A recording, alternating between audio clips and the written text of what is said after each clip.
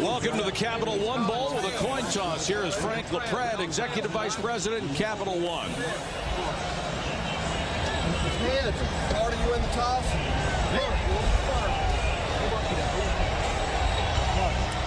Florida wins the toss and defers to the second half. Beautiful sight this afternoon. A great afternoon for a ball game. Let's check in with Holly Rowe. Well, when we spoke with the Michigan coaches about their biggest concern today against Florida, we were surprised. They didn't talk about Heisman Trophy winner Tim Tebow at first. The first person they mentioned was wide receiver Percy Harvin of the Gators. Lloyd Carr said he is a special athlete. He competes so hard to break the tackle or go up for the ball. And their defensive coordinator, Ron English, said he's the most talented we have faced since we played Vince Young. He also mentioned the importance of tackling in open space. He said, to my standards, Michigan has been a good to average tackling team this year. Today, against an athlete like Percy Harvin, will have to be great. Perfect afternoon. 72 in Florida. Almost as good in Gainesville, the Gators' home. But in Ann Arbor, snow showers in 29. Whoa. A lot nicer for the Wolverines. We'll see the Wolverines on offense first, and I think the best way to defend Percy Harvin will be for the Michigan offense to stay on the field, and I expect to see a very aggressive Michigan offensive attack in this bowl game. I think we'll see some empty set formations. I think we'll see some trick plays. I think they will be in attack mode against this Florida team today. Brandon Miner and Brandon Harrison are deep for the kick of Joey Ehas. See that bunched kickoff formation.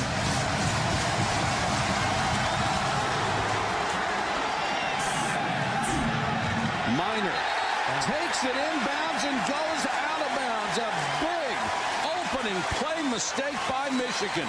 You have to be aware of where you are on that field. Absolutely. Absolutely have to be aware. Florida has been outstanding on special teams all season. A perfectly placed kick.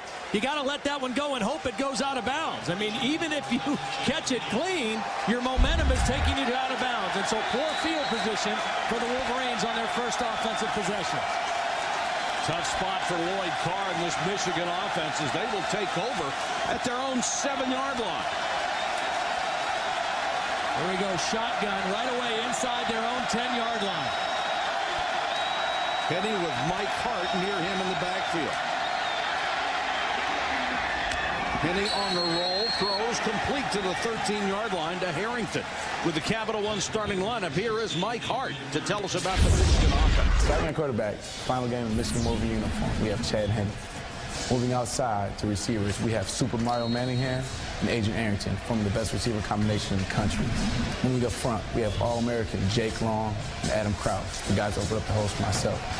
If we all play our best game, we'll get a win for Coach Carr in this final game. With the right side of that offensive line. Not quite as good as the left, but they're good. This entire line is. Hart running right behind Long across the 20, 30, 37-yard line, knocked out of bounds, and he gets right in the face of the tackler, Major Wright, to tell him he can't stop him, but this one may come back. Well, Mike Hart is a guy who plays with great passion and enthusiasm, very similar to Tim Tebow on the Florida side. Offside. Defense, number 4. Penalty will be declined. First down. I think right away we see a very aggressive approach, a spread offense from the Michigan sidelines. Some motion, and they run where they run well. To the left side behind their left tackle, Jake Long. This season, they ran for over 1,100 yards over that left side, running behind their two-time All-American Jake Long. Jake Long has not had a penalty called on him this year. He has allowed 1 sack. That was to Vernon Golston of Ohio State in the last game of the regular season. Another check at the line of scrimmage. Empty backfield. Michigan has not done this much at all during the 2007 season. So Florida's going to have to find a way to adjust. Henne under pressure. Throws on the move. What a catch! Harrington behind the back like he was ready to dribble it. Sweet Georgia Brown, huh? Henne does a great job of eluding the pressure because there's a blitz coming from both corner sides. You've got a corner blitz coming from the left. Derek Harvey comes unblocked, and Henne with strength eludes the sack of Harvey and gets the ball out to Harrington. Nice job of Henne buying a little extra time, and then Arrington somehow hangs on to that ball behind his back. Well, that's concentration. Michigan with an impressive-looking drive so far. They've reached the 49. Henne will change the play. Hart. Of course, this is going to look an awful lot like the Rich Rodriguez offense that they're going to run next year. Yep. For the Gator defense, here's Tim Tebow. Starting with the defensive line, led by Derek Harvey, All-American defensive end. Next, onto the linebackers, where we have our vocal leader, middle linebacker Brandon Spikes. Next, onto the secondary, where we have my roommate, starting strong safety, Tony Joyner. There are a lot of versions of what the spread offense is. Right now, Michigan is running a version of the spread where they're spreading out the Florida defense in order to throw the football or create running creases for Mike Hart. Henne straight back, throws short to Arrington again. Arrington to the Florida 40-yard line. Lloyd Carr in his 13th and final season as the Michigan head coach. 75% of his games have come out on the winning side of the ledger, and of course he won that one national championship. 6 10-win seasons for Lloyd Carr. Right now, his offense has got momentum, and they've got the Florida defense back on their heels a little bit. Right now, Florida's showing 2 deep safeties because they're a little bit concerned of the passing game and the spread formations that Michigan is showing them right now. That means they might have room to run the football. Henne under pressure, wants the screen to Hart. Hart out of bounds. Good block by Adam Krause, the first-team All-Big Ten center. I know this is football and not basketball, but I think this game is going to come down to a 3-on-3 matchup. Which 3 has a bigger game? For Michigan, it's quarterback Chad Henne, tailback Mike Hart, and wide receiver Mario Manningham. For Florida, Tebow, Percy Harvin, and wide receiver Andre Caldwell. At the end of this ball game, whichever one of those threesomes have the better numbers, that's what team is going to win the game. And for Michigan, the good news of what you can see right now is this is a healthy Chad Henne and a healthy Mike Hart, which they did not have at the end of the season. And if you want 3-on-3, Michigan is currently fast breaking down the field on its opening possession. Movement by the left guard, Justin Boren. Chad Henne's trying to call a lot at the line of scrimmage. Ball start, number 65, offense, 5 yards, still second down. Because of the injuries you talked about, Todd, Michigan's run game has not been where it traditionally has been. They're only 44th in the country, and they're going against the best rush defense in the Southeastern Conference. Yeah, well, and part of that was that Mike Hart was, he missed 3 games, only played 9, gained over 100 yards in 8 of those 9 games, but the last time out, this team only gained 91 yards total offense against Ohio State. 4-man rush, they don't get there. And they'll throw underneath, complete to Matthews. And Matthews, they'll spot it at the 31. They need to reach the 29 for a first down. Henne's been just sparkling so far. He's been sparkling. He looks good. He looks sharp. His shoulder looks fine. You know, before the Ohio State game, he tried to gut it out and play. Did not throw the ball well in that game, but hadn't thrown the ball for nearly 3 weeks leading into that game, and still tried to go out as a senior and lead his football team. But he looks good today throwing the football down in this warm Florida weather. When your quarterback and your tailback are banged up, you really take so much out of the game, you don't have a chance to compete big time.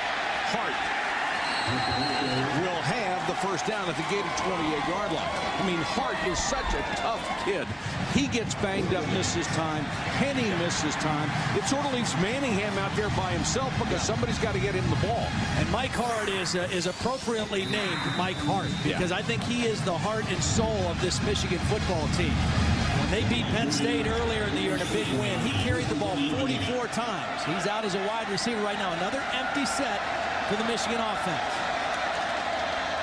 And they'll throw it. Harrington with a one-hand catch. Or excuse me, it's Manningham with a one-hand catch. He came in motion.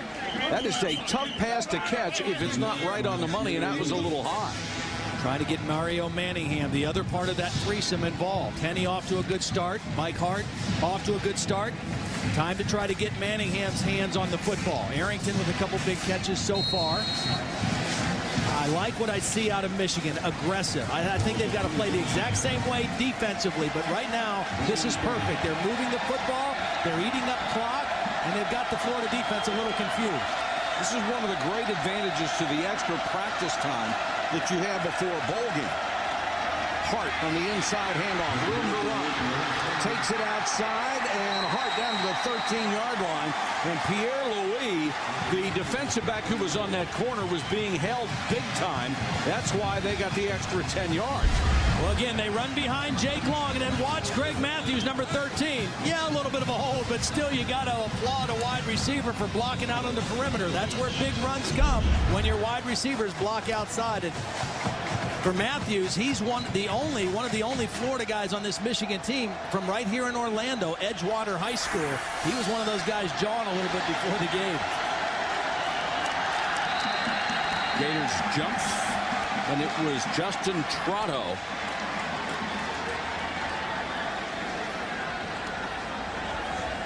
Offside.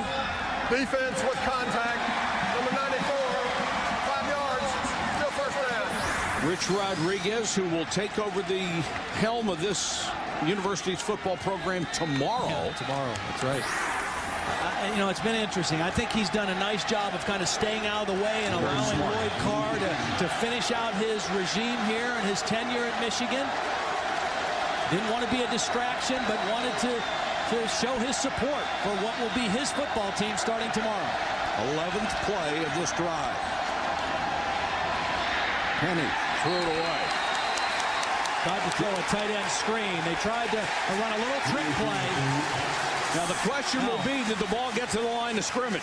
But there was a tight end. They tried to throw a tight end screen. They're going to pick this flag up. He was not out of the pocket, but there was a receiver in the area. Intentional grounding. Number 7.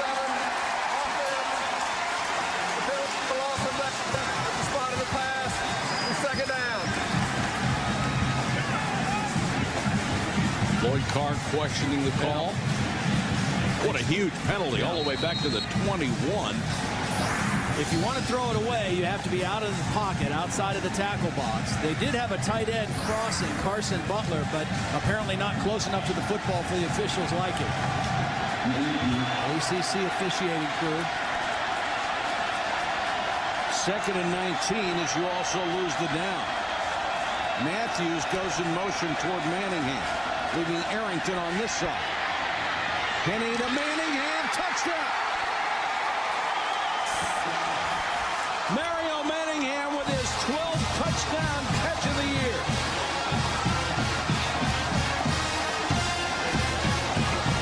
Well, what a strike by Chad Henne.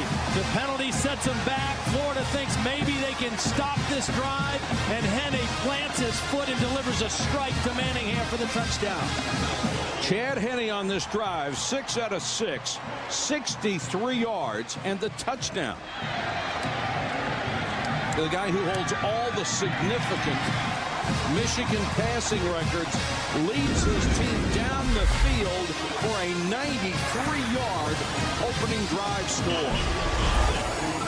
7-0 Michigan as they go 93 yards on the opening possession of the Capital One game. Well, that was a beautiful drive engineered by Chad Henne, and his best throw of the drive was that last one. What a strike to Manningham. And Manningham has always been the big play guy. 27 career touchdowns, 20 of them over 20 yards. Pooch kick. Did they get it? Fight at the sideline. Michigan says they have it. Looks like they're signaling Florida ball. And right in front of the Michigan bench, and if you're a Florida Gator, you might want to get out of there because they're really going after people. Aaron Hernandez, a backup tight end, made the catch at the sideline. Pretty good strategy here in the special teams from Michigan. Not kicking it deep to Brandon James, one of the top return men in the country. Try to kick a high one, see if you can jar the ball loose. Well executed by Michigan.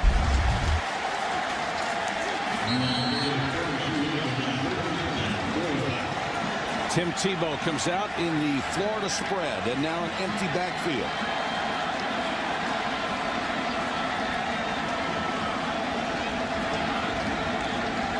The Heisman winner throws on first down and completes his first pass to Aaron Hernandez.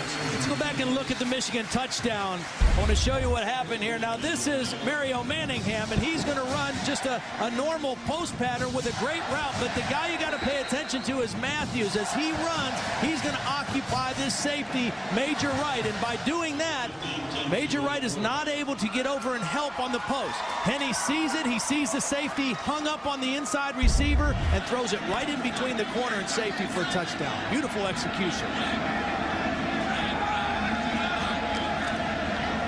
Tebow to Harvin, who set up in the backfield that time.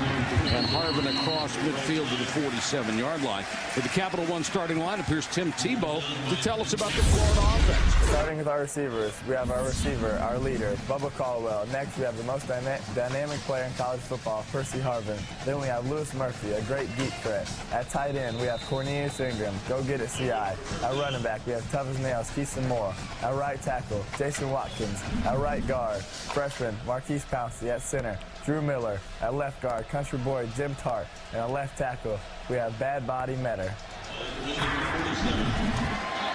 I'll tell you what, those linemen must really love their quarterback for him to call one of them Bad Body. Tebow to Harvin. Block in the back. No call, no flag. To tell us about the Wolverine defense, here's linebacker Sean Crable. D-line anchored by terrible Terrence Taylor and Tim Jamison. Linebackers Chris Graham the Brick and the young Thundercat O.B. Ezebo. Secondary anchored by Jamar Adams and Brandon Ingram, and the best downhill thumpers in the nation. Just as aggressive as that Michigan offense was the last drive, that's how I think the defense has to play against Tim Tebow in this offense. Tebow with that little fake that he likes to make toward the line of scrimmage and then come back and throw, and he completes the pass to Caldwell at the 36-yard line. They'll mark it back closer to the 37 and may have to measure. There's Urban Meyer, who's done such a brilliant job in a young career as a head coach. His third season in Florida. This is a young football team. And, boy, is he loaded for next year. Yeah, absolutely. That's why he sees this game as being so critical towards building momentum. Momentum in recruiting, momentum for winter conditioning, momentum for what they hope will be an SEC and possibly a national championship run next year. Urban Meyer also 4-0, undefeated in bowl games. 2 wins as the head coach at Utah. And then the last 2 years at Florida. By inches, it's a first down. He's not had an incomplete pass in this game. Well, there as you see the breakdown. Not a lot of seniors and juniors. That's just the starters. But a lot of your backups on this team are also sophomore and freshmen. So a very young and talented team. There are a couple juniors who may opt for the NFL. We'll find that out in another couple weeks. Tebow straight ahead.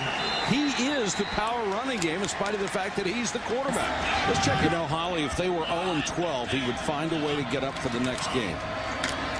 Keyston Moore. Only a couple. You talk about Tebow's competitiveness, and I think that is one thing that really sets him apart. This guy competes at everything. We were at the luncheon yesterday, and they did a deal where they had the 2 starting quarterbacks. They raffled off some footballs, and they wanted the quarterbacks to throw to wherever the guy was in the audience that won. Now, there were over 1,000 people at this luncheon. So it's a big room. And it's a big room, and they threw these balls all the way across the room. And Tim Tebow, he didn't say anything, but you could tell in his body language he was competing. And he was 2 for 2, and Chad Henne was 1 for 2. So everything matters to him. And all those awards you saw, one of the results of that competitive nature. Tebow throws underneath. This is incomplete. Murphy got a hand on it, but it was knocked away at the last moment. It's a big stop right there for Michigan. Donovan Warren, a true freshman cornerback from Long Beach Poly High School, a great high school program. Grew up during the course of this season, as did a lot of these Michigan defenders, but they brought pressure, aggressive approach. Pressure Tim Tebow, play some man-to-man, take the game to the Gators. And Warren is the only one of the starters in the secondary who will be back next year. Everybody else a senior or fifth-year senior. Ehas will try from 49. This would be a season long. Plenty of leg, but wide. And right now, the Michigan Wolverines know that they are in the ball game. This is a team that had to survive early. Last year when Florida beat Ohio State, they got after them right away. Michigan's in this one. And they're fired up on the Michigan sideline, and why not? They played exceptionally well to start this game. There was that question, would they be focused or would they be distracted? Their coach is leaving. All their assistants are looking for new jobs, save one. No distraction on this team so far. Manningham, flanker around. Across the 40, 45, 46. Flag down, that's going to be a hold, and it will come back. Yeah, that's a shame, too, because that was a well-executed play outside of the hold. I think they may have gotten Adrian Arrington, one of the other wide receivers, but they are mixing things up. I like the attack so far by Michigan. Again, you mentioned you get extra time to prepare. The spot of the fight.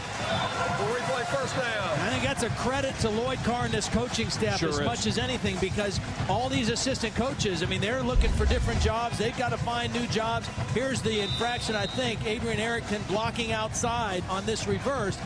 Gets a hold of the jersey right there. You see he gets a hold.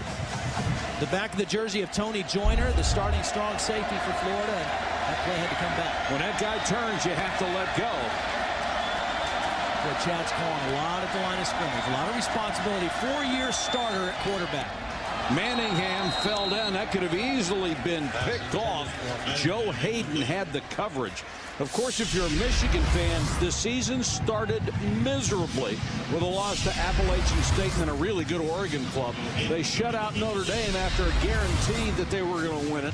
They won their next 7 and went 8-2, but then they lost to Ohio State for the 6th time in 7 years, and Lloyd Carr resigned as the Michigan head coach after 13 years at the helm. Rich Rodriguez, after an extended search, was named the head coach.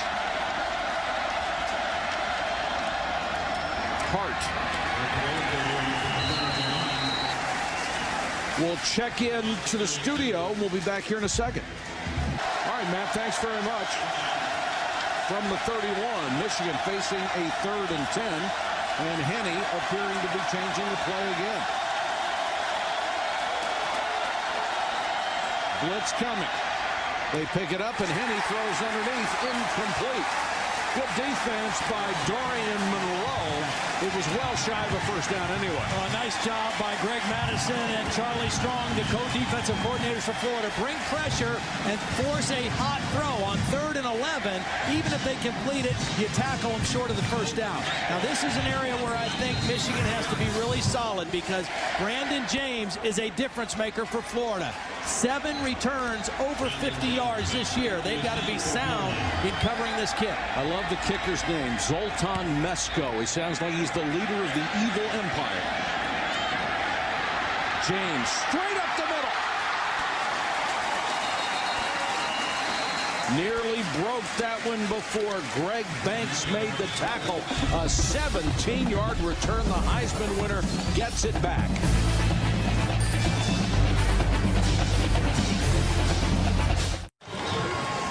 Welcome back to the Capital One Bowl in Orlando, Florida. Mike Patrick, Todd Blackledge, Holly Rowe, our entire crew with you.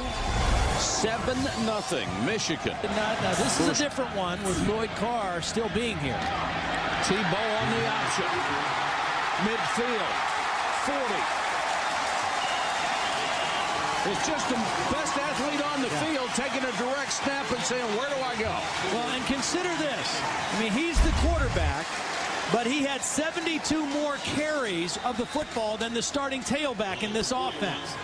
And he ran for 22 touchdowns. He became the first Division I player to run for more than 20 touchdowns and throw for more than 20 touchdowns in a season. I mean, he's just a remarkable athlete who got better as the year went on as a quarterback, as a passer, has always had that running ability. Responsible for 51 touchdowns scored.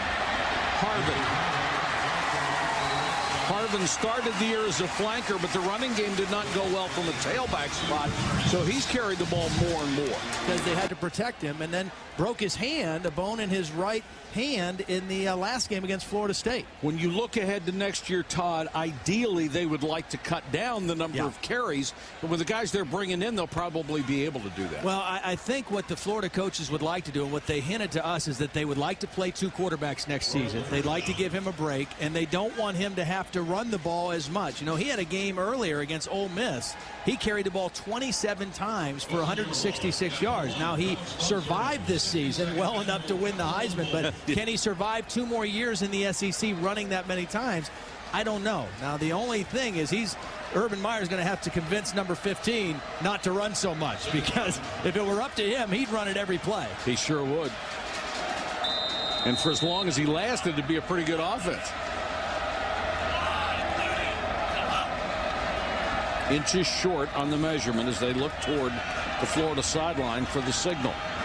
Harvin is back there with Tebow. 2nd and short, maybe a good time to take a shot here. Instead, they'll give it to Harvin. See, Michigan has to tackle better than that on Percy Harvin. He's the guy they got to really get to the ground. Thank you, Holly. They set Harvin in the backfield again. Over the middle, and that's complete to Ingram to the 7-yard line. And he was drilled by Adams, but he held on. And that's the, you know, in gymnastics, when you invent a move, they name it after you. This is the Tebow. Step in, fake like you're going to run it yourself. It's a play action to yourself, and then deliver a strike to Ingram. Right down the middle. And then Ingram, the big, strong tight end, hangs on. Now, Tim Tebow, just the more he plays, the better he gets as a quarterback. I mean, he's always been a great athlete. He was the power runner last year, short yardage goal line, but he completed 68% of his passes this season and got better each week. 1st and goal, the fake to Harvin, Tebow up the middle, inside the 5. And it's amazing when you really think about this Florida offense. Under Urban Meyer now, this is the 2nd most productive offense he's ever had. He had a more productive offense in 04 at Utah that averaged almost 500 yards a game, but they averaged 462 yards a game and 198 yards a game rushing without a great tailback. You know, I mean, their best running threat was Tim Tebow, number 1, and Percy Harvin coming in motion and doing different things, and still gained almost 200 yards a game rushing. A lot of times with no tailback, period. I still love how the Tebow fake works every time. Well, you have to respect that. I mean, you know he's going to run it, so you better respect it. He'll call a timeout. When he starts toward the line of scrimmage, he draws a crowd. 2:51 to go, 1st quarter. Michigan on top of Florida by 7. 2nd and goal for the Gators. Tebow in an empty backfield.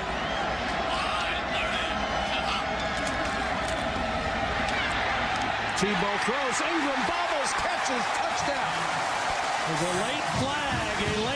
I think there may have been a lineman across the line of scrimmage. I'm not sure what the penalty, but what a job by Tebow throwing as he was getting hit right in the jaw. An eligible receiver, downfield, number 77 offense.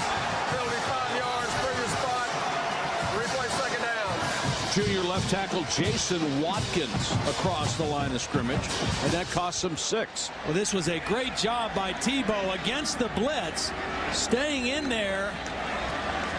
But Jason Watkins, the left tackle, is going to get across the line of scrimmage. Here he is, and he's going to end up over in here when the ball is thrown. I'm not sure where he's headed.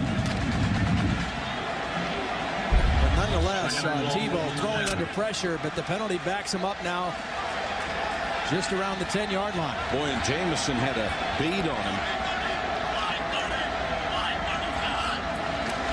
Blitz coming. Tebow in trouble. Hit as he throws. Ingram out of bounds. See, that's the way I think you have to play against Tim Tebow and the Florida Gators. You have to pressure. Last year in the championship game, Ohio State played a lot of zone. They got out of a pressure defense. Michigan coming after him. Jamar Adams, the free safety, comes free inside. Puts a hit on Tebow. Forces him to throw that ball a little bit wide for Ingram. If you play soft and conservative and play a lot of zones and allow those crossing routes and a lot of underneath throws, they will just nitpick you all the way down the field and into the end zone. Pretty good coverage by Branton Engelmann. Ron English, the defensive coordinator, and the Gators. No, Michigan called. Michigan will call the timeout on 3rd and goal. Timeout, 2:41 to go, first quarter. Good ball game so far with 2 minutes and 41 seconds to go, first quarter. This is the Capital One Bowl from Orlando, Florida. Now, Michigan called timeout there before that 3rd down play because they only had 10 guys on the field. It's tough enough to stop Florida with 11. Very good job of recognizing that by the safety Jamar Adams to call timeout and get the proper personnel on the field for this play. 5 wide receivers. Harvin in the slot to the left. T-ball throws for Harvin, touchdown. Well, you just had the feeling that's the guy he's got to be looking for, and Harvin was wide open. Yeah, that's got to be a bust in coverage for Michigan. You don't want to let him run through the middle of your defense of anybody. Number 1 is the guy that you want to account for. You can see Lloyd Carr saying something to Ron English like, how did that happen? And Ron's response was pretty emphatic. Wasn't supposed to. 59-yard drive took just a little more than 3 minutes off the clock, and Tebow hits his 30th touchdown pass of the year. Well, I think it was a bust by Florida, too, because Tim Jamison's going to come free, but before he can get to Tebow, his main guy, Percy Harvin's wide open. Watch Jamison come free over the edge. Ordinarily, this would be a sack, but Percy Harvin opened up so quickly that Tim Tebow was able to get the touchdown before Jamison got to him. And that's a mistake by Florida and a mistake by Michigan, the worst one by the Wolverines. That is the second time, Todd, that Watkins let Jamison just go. The first time was when he was called for going over the line of scrimmage. Yeah, I think a little confusion right now from the left tackle, Jason Watkins, on how Michigan is aligning themselves and rushing the passer, because they're getting some pressure to Tim Tebow, but Tebow hung in and made the play there. Let's check in with Holly. Thank you, Holly. The Gators have tied it up. Ehas to kick to Minor and Harrison. Remember, they pinned him at the sideline in the opening kickoff. This time, Minor will take it at the 10 and has a seam. And Ehas, the kicker, was there to bring him down at the 39. Now we go to Matt Weiner. Matt?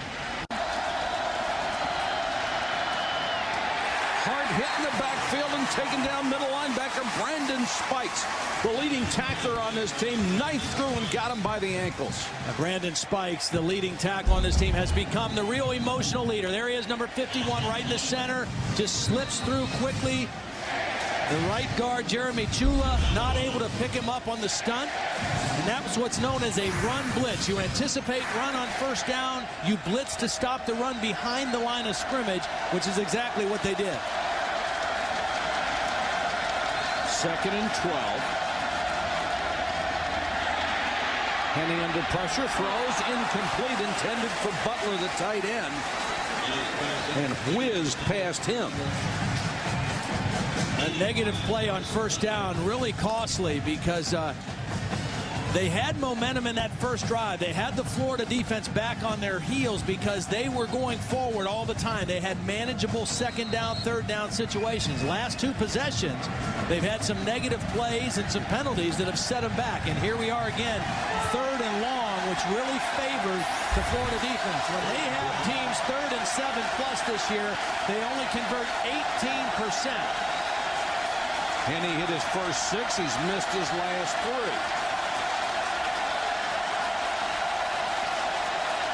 And Henne will use the team's 2nd timeout. Play clock was running down. He was trying to check at the line of scrimmage. Didn't have enough time to get done what he wanted to do.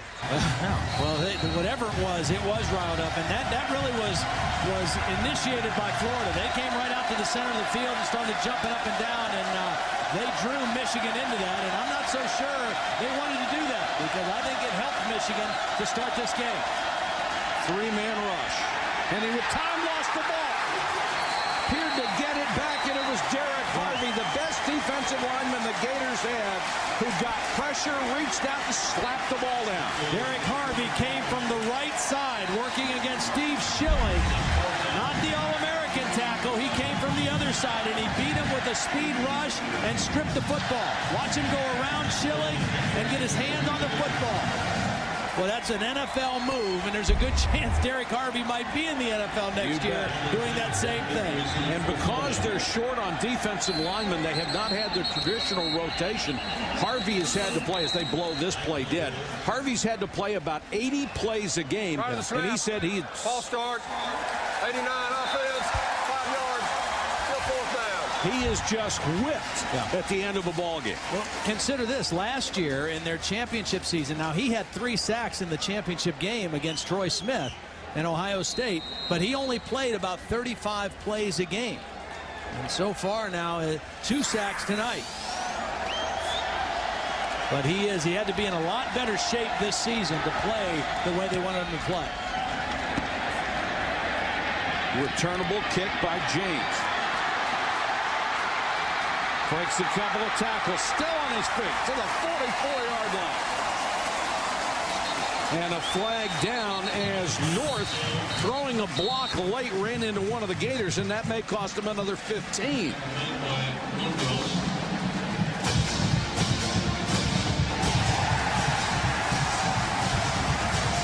I think Tim North threw a late block.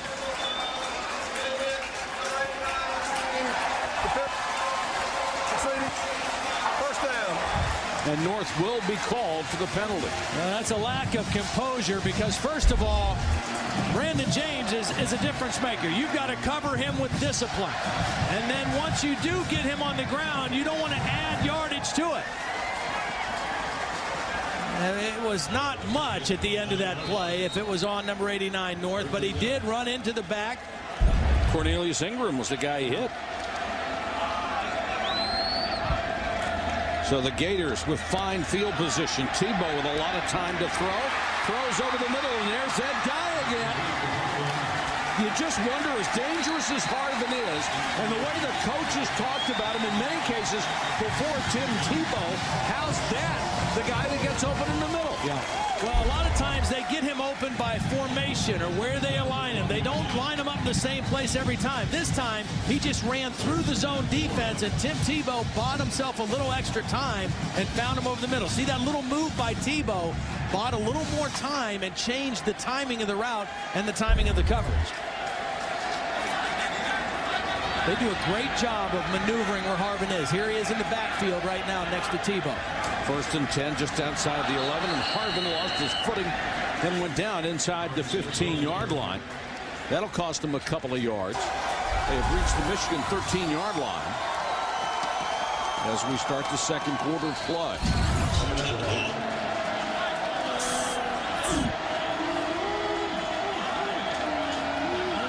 Harvin the motion man. Tebow fakes it to him. Whistle blows the play dead. Let's take a look at the Pac Life game summary. 56. That'll cost the Gators 5 yards. 106 to 93. Not much of a difference. The big are the penalty yardage. 5 penalties in the first quarter. And Michigan coming into the game averaging only 4.8 penalties per game. 5 in the first quarter of this bowl game. Not a good start in that for Wolverines. 2nd and 17. The Gators going in the wrong direction after 1st and goal from the 12. Pass outside too low. Incomplete. Little pushing, shoving afterward by Caldwell and holding on Florida. So they continue to go backwards. I guess they're trying to even out those penalties here. There are 2 fouls on Lloyd. Offside. 73 defense. Holding offense number 73. Those penalties will offset. We'll replay the down. So at least Michigan wasn't penalized in yardage on that one. You know, the one thing that has hurt Michigan and Florida far taking advantage of is starting field position for Florida's drives. I mean, one of it was from Pooch kickoff after touchdown, and the other 2 because of good punt turn by Brandon James, but they start their own 42, their own 41, and then this drive on the 59. 5 wide receivers. Harvin slot left. Underneath above the Caldwell instead. On the screen, and Caldwell touched it. Drew Miller, get out in front and throw the block.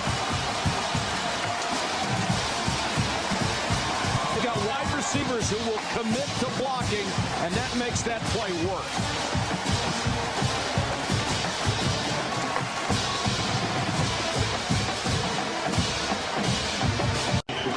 Joey Ehas for the point after. He's hit on 69 of 70 this year. They had to repaint the stadium. They had the Champ Sports Bowl here earlier in the week, and we had some rain. They had to bring helicopters in to dry the field so they could finish the paint job, and it looks beautiful here on game day. It does. How about Joey Ehas, the big tackle on the last kickoff return? I got to throw out a little love to a kicker when he does something like that. And that wasn't a kicker's tackle either. No, that was a linebacker type tackle.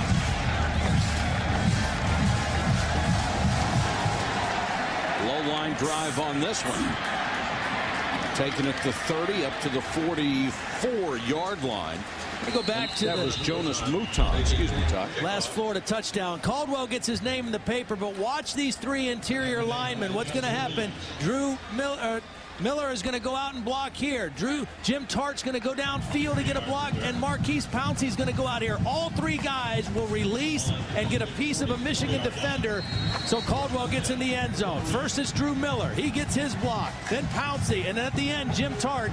All three linemen released, got a piece of a defender, and Caldwell walked into the end zone. Now the key to that, you've got to throw the ball behind the line of scrimmage so those guys can go downfield. Manningham on the end around. Michigan needs to respond here. They've got excellent field position.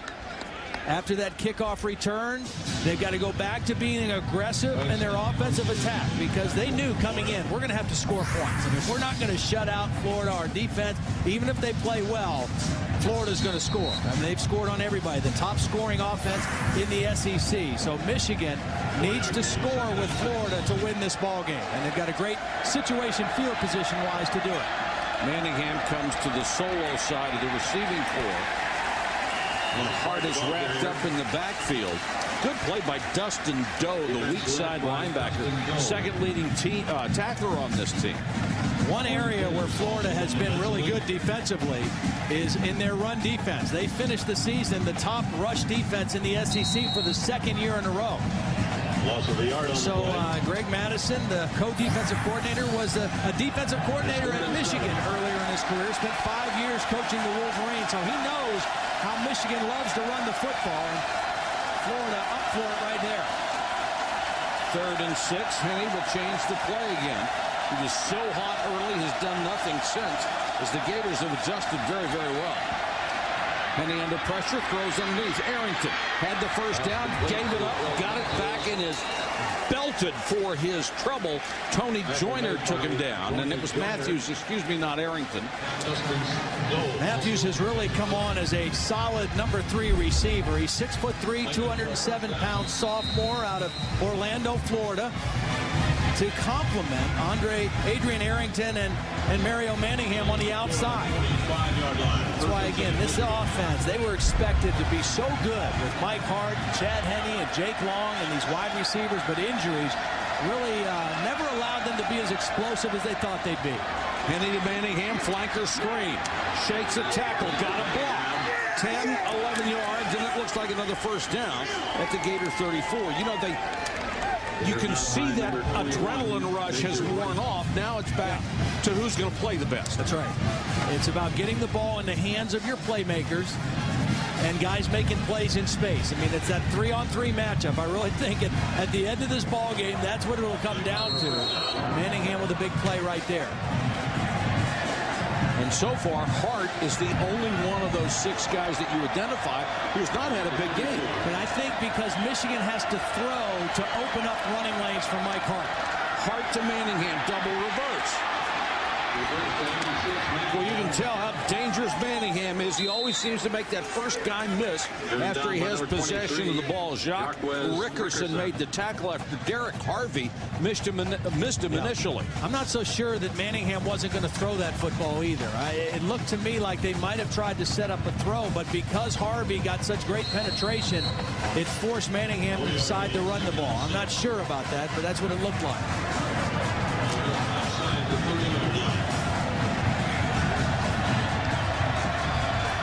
I think think the better that Michigan throws the football later in the game, then you'll have more running opportunities for Mike Hart. But to line up and just try to run against Florida is going to be tough. Hart lost his footing as soon as he got the ball. Of course, there's that element of that big Michigan offensive line wearing down the Gators as the game goes on. And that's really where you want those guys in the fourth quarter to just be able to grind it out. A lot of shotgun, spread type runs, a zone run out of the shotgun, and that time Mike Hart tripped over his quarterback. Chad Henne's left foot didn't get pulled out of there quite quick enough, and before he even got to the line of scrimmage, Mike Hart was tripped up. Hart's been stopped behind the line of scrimmage on his last 3 carries. Henne to the shotgun on 3rd and 7.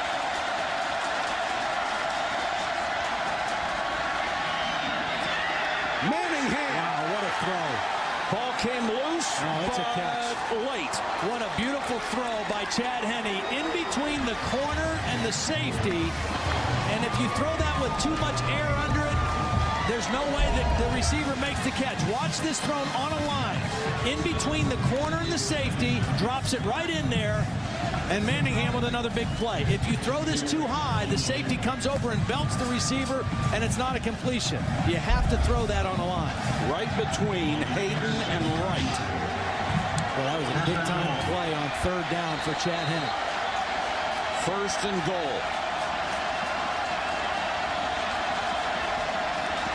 Henne on a half roll. Back to long. They were going to throw to the tight end as an eligible receiver on a screen. Yeah, it has to be behind the line of scrimmage. You know, you can't declare to be an eligible receiver in college football like you can in pro football. So it was a design trick play, and the key is it has to be thrown behind the line of scrimmage. Now, he was open, but Henne, Chad, I mean, you got to give the big fella something easy to handle. I mean, it's one thing if you want Mario Manningham to make a circus catch, but not at 6'7", 315. Well, at 6'7", Wilt Chamberlain couldn't have caught that ball. Yeah, they put my man in a tough situation right there. So a chance to be an offensive star goes by the board for Long. Henne underneath, and that time throwing to his fullback, Moondross, who makes his 3rd catch of the entire season. He hasn't run the ball, so he is little used. Hayden was there for the tackle and the flag. Be interesting what this call is, because if it's against Florida, it'll put him closer to the goal line. Against Michigan, it really takes him out of good situation right here. The player was down. Personal foul. Unnecessary roughness. Number 51. Defense. Half misses to the goal from the 16 spot. Not a down. 51 is the middle linebacker, Brandon Spikes. Well, the tough part is that gives them an automatic 1st down, too. Brandon Spikes is right here. He's going to come in late at the end of the play and hit Arrington right in front of 2 officials. Silly. It's a good call and a costly call because it gives Michigan, instead of 3rd down, an automatic 1st down. They have been chippy since before this game started. And Hart is swallowed up by Derek Harvey. He's having a heck of a game from that defensive end spot. You know, the thing that Derek Harvey really got better at this year was playing against the run, and we're seeing it in this ball game. They asked him to play inside more, not just as an outside rush the passer kind of guy, and he really responded to that. And I think part of that is knowing that, you know what, if he's going to go to the next level and be a defensive end, he's going to have to be able to hold up against the running game, and he did that much better this season. Coaches said his entire game progressed, but that in particular. Henne, fullback, wide open, dropped it right in the hands of Moondross. You know, it looked to me like Moondross tried to catch that ball with his hands in a funny position. Instead of just naturally putting his hands out to catch, it looks like he reversed his hands. Watch this. The ball's coming. Well, I don't know. He fought it, that's for sure. He did fight it a little bit.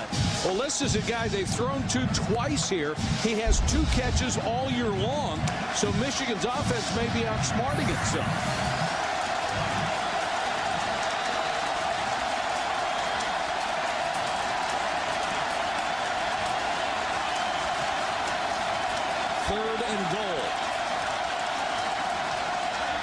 to Hart off the right side. Touchdown. Boy, nice check at the line of scrimmage by Chad Henne. That was a run check.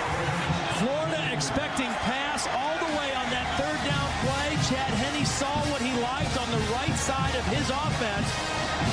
He brought Mike Hart back in motion and lined him up in the backfield and checked to a run for the touchdown. All season long, we've been counting down the top 25 players in college football history. We'll give you a look at them and what we have planned for you today. After that play, a couple of players, one from Michigan and one from Florida, exchange slaps to the side of the helmet.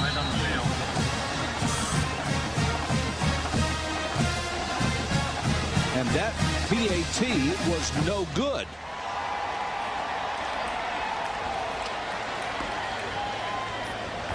Offside, number 23 defense. The penalty will be declined. The point after is good. Barely got inside the right upright. Tremendous guy and a brilliant player. Quit too soon. Yep. Boy, he could make you look silly, couldn't he? Oh. Especially on that turf. You know, he played indoors or on turf. I mean, you had no chance. Defensive players always had that deer in the headlight look when he was playing, and justifiably, because they were about to be run by, not run over. Well, that was a great response by the Michigan offense. They had slowed down a little bit their last two offensive possessions. That time they started with good field position. They were aggressive. Chad Henne made a couple big-time throws and then made a great check near the goal line for the touchdown on third down. And if you're not a Michigan follower, you can tell why Chad Henne holds most of those significant Michigan quarterback records. As good as they have been at quarterback, he has been exceptional throughout his career. Moore and James are deep. And a beautiful kick. They'll retreat, and it's out of bounds. They'll start from the 20. I'm going to go back and show you why Chad Henne made the check. He sees these three Florida defenders. That's what's known as a bubble. So he knows, counting his center, he can get 4 blockers on 3. So he makes the check to get Mike Hart the football and run right into that defensive bubble. 3 defenders, 4 blockers, and Mike Hart. I like those odds. And Chad Henne did too, and Michigan got the touchdown. Tied at 14 with 9:51 to go. So they went back to their bread and butter instead of the trick plays that they were coming up with. I think the throwing game is what's going to open up holes for Mike Hart. They're not going to be able to just line up and run the ball on this Florida defense because they're quick and they play the run extremely well. But the throwing game will open up seams. Harvin with that great quickness and speed. 50, it's a foot race. And Harvin finally taken out of bounds by Morgan Trent, who showed some speed as well.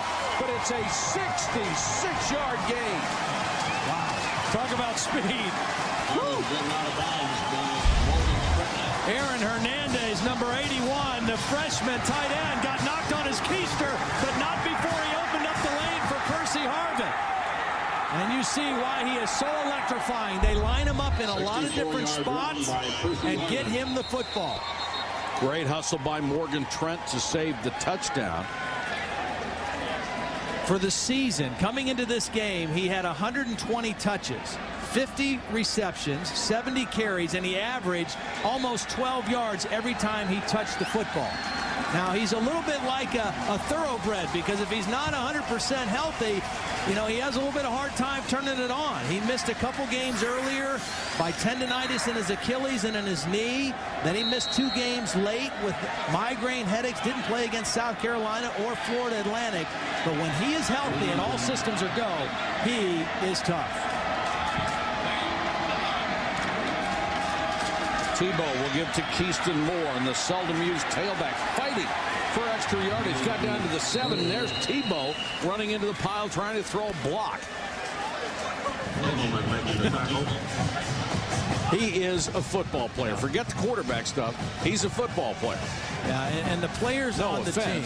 Yeah, no, I know. But the players on the team love him so much because his work ethic is better than anybody else on the team. And he knew, coming in as a freshman, that he knew that was the way to earn the respect of the players, was just to work harder than any of them. And he's the guy when he gets close to the goal line. 22 rushing touchdowns. Going for 23 right here.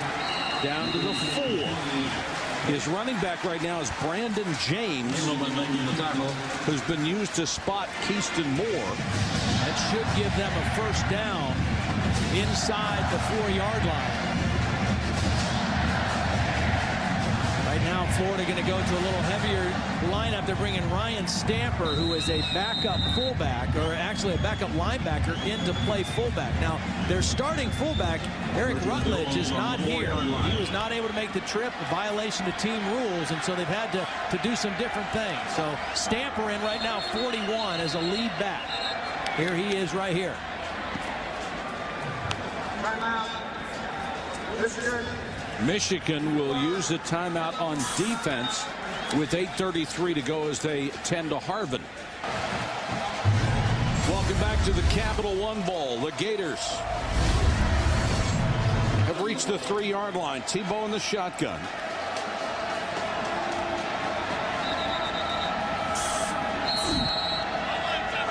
They have Stamper in again. That backup linebacker is a lead blocker for Tebow. And Harvin is not back in there, and Tebow straight ahead. May have lost a yard. I think that's why Michigan called timeout. They saw a different personnel group. They saw Stamper in the game. They wanted to make sure they were prepared for that particular run right there, and they were right there to stop it. 2nd and goal now from the 4, and there's Percy Harvin. Good news for the Gators.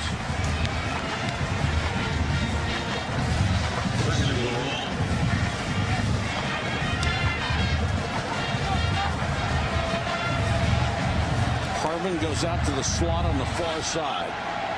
Caldwell and Murphy, the other wide receivers. Tebow with that fake. Caldwell was wide open. Then he throws for Harvin. And again, Harvin is wide open in the end zone. But there's a flag down on the play. Percy Harvin continues to walk downfield, and nobody goes with him. Well, and part of that is because they line him up in different spots all the time. Illegal motion on the Gators is going to take this touchdown away, but you got to give Dan Mullen, the offensive coordinator for Florida, a lot of credit because they move Harvin around enough that they don't allow you to kind of lock in on him play after play. Urban Meyer out trying to figure out who is responsible for the motion penalty that cost him a touchdown, and he is really steamed. I'm not sure they had enough guys on the line of scrimmage. I think that was the problem there. But a break for the Wolverine defense. Now Harvin is in a slot this time to the right side of the formation. The inside receiver to Tebow's right. Tebow looking in his direction again, and he couldn't hold this one. Well, I'll tell you what, I think at this point now, if you're going to run underneath of the linebacker, I would lock a safety on him over the top and say, Tim, throw to somebody else. I mean, you can't just wholesale commit your defense to one guy, but that's who Tim Tebow's looking for right now. How about committing one guy to him? Well, that time they did have a linebacker underneath, but that's a bit of a mismatch. Percy Harvin working against a linebacker. Rich Rodriguez has been kind enough to join us. We'll get to him in a second.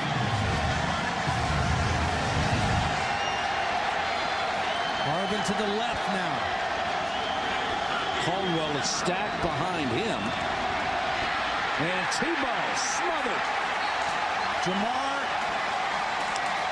Adams, the safety, the second time has come on a safety blitz. They brought the house at Tim Tebow and got the sack. You said they've got to be aggressive and take chances. You got to put pressure on him. You can't let him sit back there and see the field because their athletes are too fast and get into open spaces. Ehas will come on to try the field goal from 35.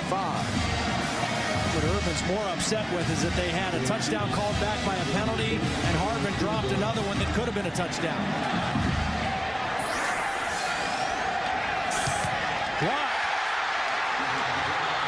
Michigan can score on this play if they can go the distance. They blocked the field goal, and it was Terrence Taylor, the left tackle, who came through and got a piece of it. Terrence Taylor blocked it. Tim Jamison is the guy who came up with the football. He wasn't about to pitch it. I mean, he wanted to try to score a big tip. Over. Personal foul, number 67 on the defense. The penalty was a dead ball foul. It'll be assessed 15 yards from the succeeding spot. Michigan will keep the ball. First down. That's Taylor, the man we think blocked the field goal, called for the personal foul. Yeah, Terrence Taylor is right in the middle of the formation, right over the center, and he's going to come in here and get the block. Number 67, watch him drive through the center, get his right arm up, and then Jamison is going to come up with the football. Now, the problem with that penalty is they still have decent field position, but they had outstanding field position after that block to be aggressive again offensively. Henne to the shotgun. Manningham in motion, and he'll get the carry. Trying to take it outside, cuts it back, picks up about 5. Michigan after the blocked field goal starts at its own 31. Henne.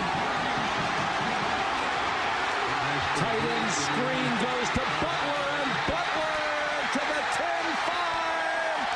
Out of bounds at the 1-yard line. Michigan has stayed aggressive offensively in this game. A lot of different looks, a lot of different types of plays. You know, the throw to the screen, the throwback to Jake Long didn't work, but this throwback screen to the tight end Butler did.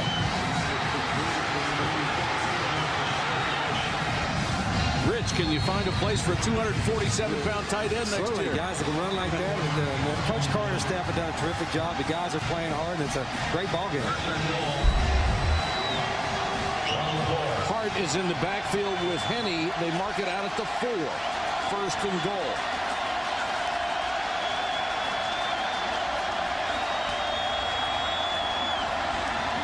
Hart tries a cutback, no room.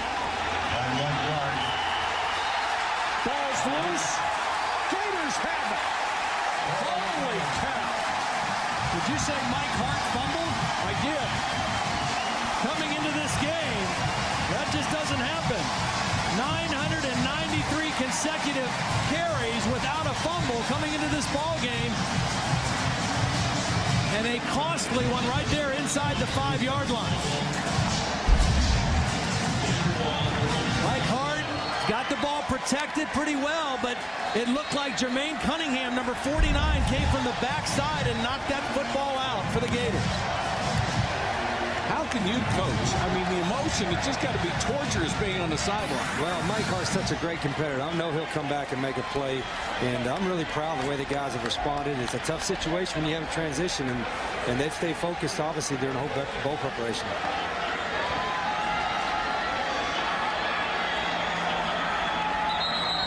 And they'll whistle this one down. Coach, one of the questions I have, and obviously it was such a crazy year in college football. Play game. Offense. Penalty backs Tebow up inside the 2. Tebow just trying to get out of the end zone and makes it out near the 1. Let me ask you about the buyout clause in your contract. You have $4 million in cash on it? Oh, no. I was surprised to read that over the ticker myself. You never want to see bad news anyway, but to see it on TV, you're reading the paper. Gators trying to get out of a big hole here. Tebow under pressure, hit as he throws. Harbin breaks the tackle. They'll mark him out of bounds at the 12-yard line. And even deep down in the end zone, there's still pressure. And again, I think that is the way you have to go after Tim Tebow. Don't let him get comfortable. Nice job of bringing pressure, forcing the underneath throw. Still have a few issues there or not? Yeah, we still have a few guys. We'll let this punt go, but fair catch, I guess I can tell. The Ducks out of control. We'll give you the answer later on. The last time Michigan had the football, great drive, a Mike Hart fumble inside the 5-yard line. They start again with excellent field position. Hart. I think it's a good call. You want to get him right back in the action. Let's go to Matt Weiner. Matt? SEC hasn't lost in the postseason yet, have they? Auburn, a big win last night in the Chick-fil-A Bowl. They've been tough, as you might expect. Henne gives it to Hart again. Room to run this time. Hart, he's going to protect that 36. He's got both arms on the football. This is a draw play that sprung against the Florida defense. He hasn't had a lot of open spaces to run. Nice double team at the point of attack and some nifty running by Mike Hart. Also the tight end Carson Butler with a nice block. Check in with Holly. Watch Hart cover up that ball. Well, guys, Mike Hart couldn't believe he fumbled last time out. He went over on the sideline. He kept looking down at his hands and laughing as if maybe there was something wrong with them, guys. He couldn't believe he did it. Hart's out as a flanker on this one. Manningham back to Henne. Henne will look deep. Underthrown, intercepted at the 1-yard line. Picked off by Major Wright like he was fielding a punt. It was intended for Arrington, but that ball was woefully underthrown. Well, I was wondering if there were any more trick plays in the Michigan bag, and I think Florida was expecting one more. I think they're still looking for one that works, Todd. Well, they tried to go with a double pass. It was a reverse. They threw it back to Henne, and Henne was throwing. Watch Major Wright, though, stay right back in center field. What you want your free safety to do is play pass first and run second. Major White is a freshman who a lot of times gets his nose up in there and wants to hit somebody. That time he did his job by staying deep in center field and making the interception. So twice now Michigan with great field position and momentum turns the football over to Florida. 2 turnovers in the last 4 snaps. The Gators, however, pinned back at the 1. Tebow under pressure. Throwing deep. Good coverage. Caldwell was trying to get to the inside where the ball was thrown, but Morgan Trent with sensational coverage. And Michigan is with Florida backed up playing man coverage. Morgan Trent does a nice job of staying step for step with Caldwell, and a good no call. And by playing man, that means you can commit more guys to rush Tim Tebow. They've done a nice job. They've done a nice job of putting pressure, and they've done a nice job of adapting to Tim Tebow running the football. His last 5 carries, only -4 yards. By the way, the reason that wasn't a touchback is possession was gained in the field of play at the 1-yard line. So that's where the Gators were forced to start.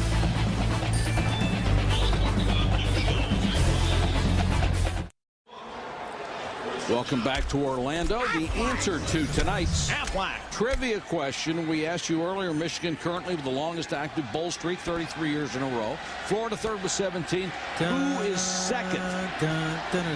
Todd, I know. Yeah. What you? And they really acquitted themselves well yesterday, I thought. They played well. 36 players not able to participate for the Seminoles, but they hung in there with Kentucky before falling.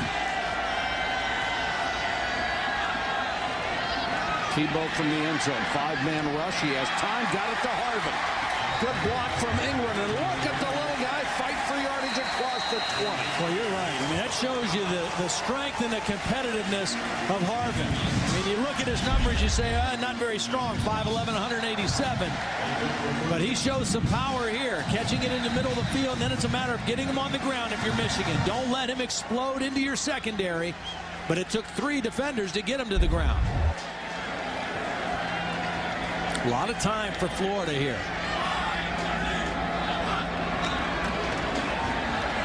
Blitz coming off the edge. Tebow under pressure. Back across the middle.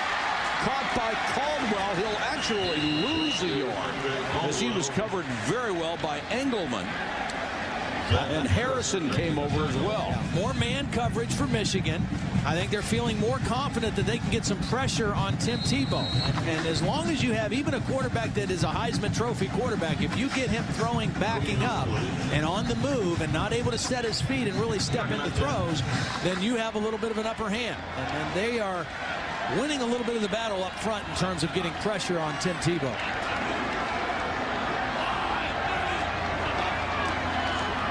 This time they bring 4. The pocket collapses, and Tebow throws incomplete. Time to go to John Saunders in Pasadena. John. Tebow goes to the shotgun from the 21. Under pressure again and nearly intercepted. And those 2 plays, the last 2 plays were pressure with 4 guys and then 3 guys, and they get enough pressure on Tim Tebow. They are winning the battle up front. Here's the 4-man rush. They push the tackle right back into him, and that's Carlton Metter that just gets pushed right back into the quarterback Tebow. And Brandon Graham nearly got him from behind. Then Obi Izay nearly had the interception. Yeah, but it starts up front, and Michigan's defensive front, which is very stout, has done a nice job here in the second quarter. Matthews is deep for Chaz Henry's punt. Another fair catch makes it at the 38-yard line. Let's take you back to 2001 for today's Capital One Bowl flashback. It's Michigan against Auburn. And the A-Train, Michigan running back Anthony Thomas rambled for 182 yards and 2 touchdowns. He was named the Bowl's MVP deservedly, and Michigan won it 31-28 over Auburn. Michigan, one of the few teams in the Big Ten that has had great success against the Southeastern Conference. Yeah, they're one of the few teams. Ohio State, who's playing in the national championship game against LSU, 0-8 against SEC teams going into that ball game. Lloyd Carr tied up 14-14 with Florida. Henne thought he was going to be sacked. They went right by him. He ducked and then took off and picked up a couple. Michigan going to a hurry-up offense, 2-minute offense, trying to stay on the aggressive, even though turnovers have stopped their last 2 drives. It's been a very good plan of being aggressive offensively with Chad Henne in control. 4-man rush for the Gators. Henne protected well this time and throws incomplete. That one was knocked down. That was great coverage. Dustin Doe, the weak side linebacker's got a lot of speed like most of these Gator defenders. He was running underneath coverage on the tight end Carson Butler, who was the intended receiver. Speaking of good receivers, I think that's Braylon Edwards on the Michigan sideline. Pretty good receiver now for the Cleveland Browns on his way to the Pro Bowl. The Browns not able to get into the playoffs down to the last weekend, but boy, did he have an outstanding season up in Cleveland. 3rd and 12. Henne goes to the shotgun.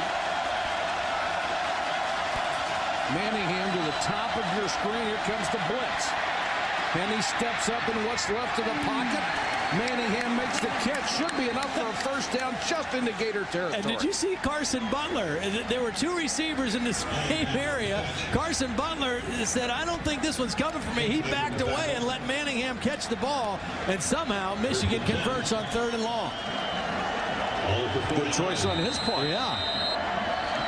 Manningham to the near side this time. That one is tipped up in the air. The Gator flag comes down very, very late. They're going to call Major Wright, the free safety, coming over the top. Yeah, I think Joe Hayden made a great play, and I think you're right. Major Wright got there late.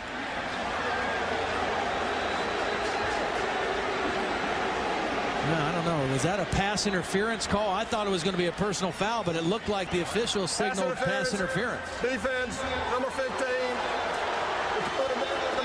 That must be 12. It's got to be 12. There is no 15. Yeah, it must have been Joe Hayden. Take a look again. He's working on Manningham. There's the left hand on the back.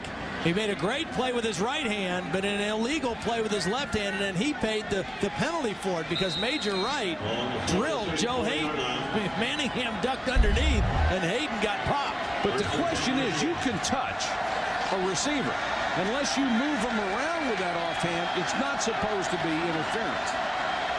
And you didn't see any movement. Here's Hart on the draw. So sometimes the appearance of that is enough to get a flag. And one of the reasons Michigan went to that no huddle back with about 2:30 left is they have no timeouts. They had to use all their timeouts in the first half. So they are working against the clock right now, trying to go into the locker room at halftime with at least a 3-point lead, if not a 7-point lead. They're at the outer fringes of field goal territory right now. This pass is incomplete as Henne was under pressure again. And for the second time, Carson Butler and the intended receiver Manningham were in the same spot. I mean, they got away with it on 3rd and 12. That time they weren't able to connect, and someone is wrong there, because you don't ever want that kind of spacing in your passing game. It's a good way to get one picked off, isn't it? You get that extra defender in there. That's right. Butler, of course, had that huge 66-yard play on the tight end screen earlier. The numbers on Henne after a 6 of 6 start.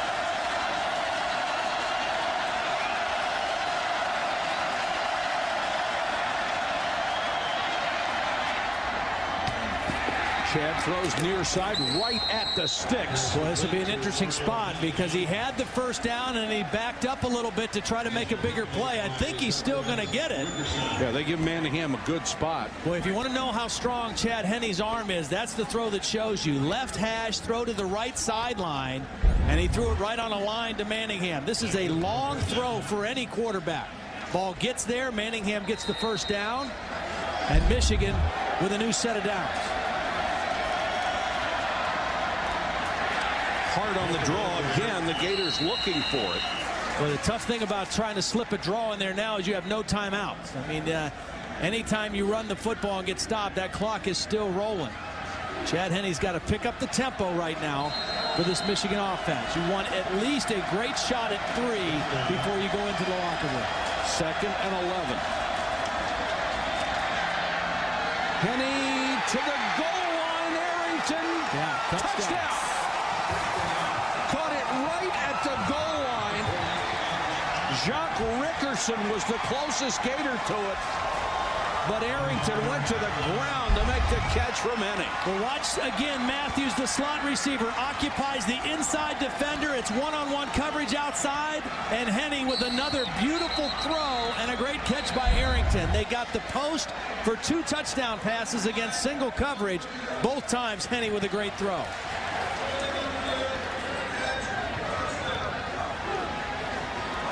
Now they're going to review this one. Did you see at the end of the play that Rickerson turned around and pointed to himself like, was I supposed to have him inside? Well, I think he pointed to himself saying, that was my mistake, my fault. Was he across before his knee was down? The ball? No. No. They're going to mark that just inside the 1-yard line, I think. The beauty of the replay system is a great catch, a great throw, but I think the proper ruling will be that he is down just inside the 1-yard line. And again, remember, Michigan with 38 seconds left, no timeouts. The rule says it's where the ball is when the player is down. And it appeared the ball was short of the goal line with 38 seconds left. Michigan did a great job of picking up the blitz that time because Florida came with pressure and went straight man-to-man, 0 coverage. That left one-on-one for Arrington, and Henne found him. Yeah, he's down because the ball is against his chest, so it's obviously not in the end zone. What you can do now, even with no timeouts, with 38 seconds left, you could run if you wanted to, because you can get up and kill the clock. Yeah, you just got to get up quick, line up, and spike the football. The Gators have been aggressive on defense. They have already made 8 tackles behind the line of scrimmage in this game. After review, the ruling on the field will be reversed.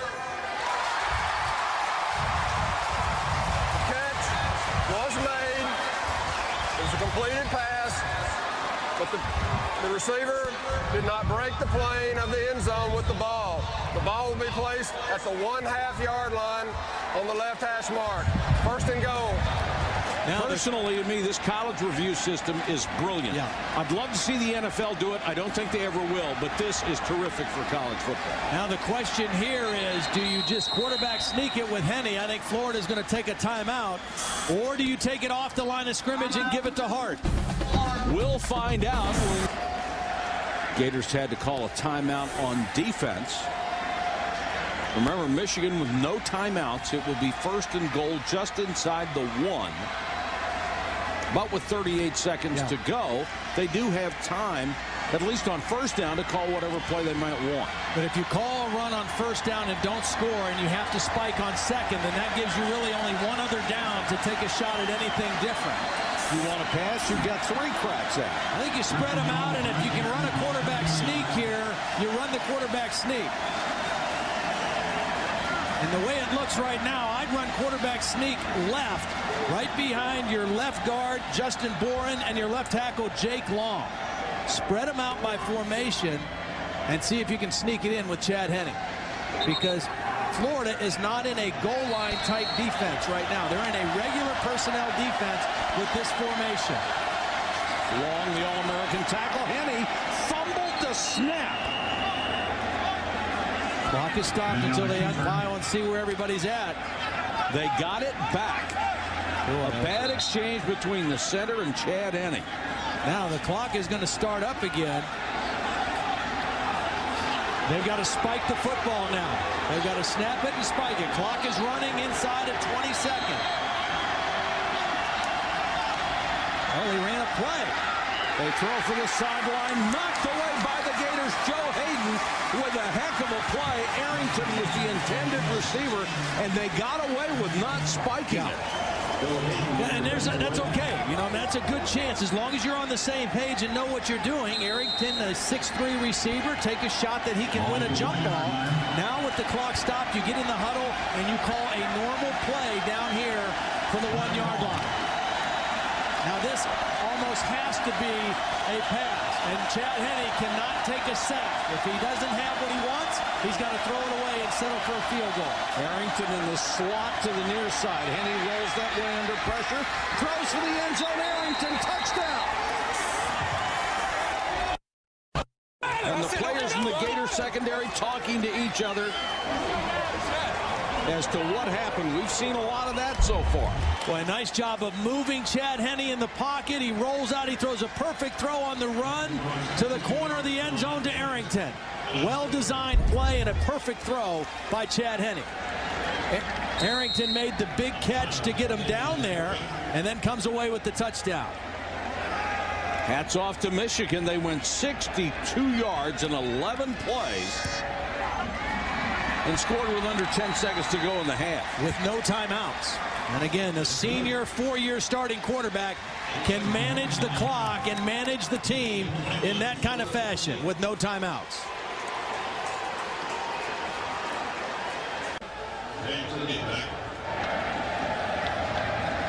Brian Wright to kick it away, goes with a squib kick on the ground, taken by one of the upbacks up to the 46-yard line.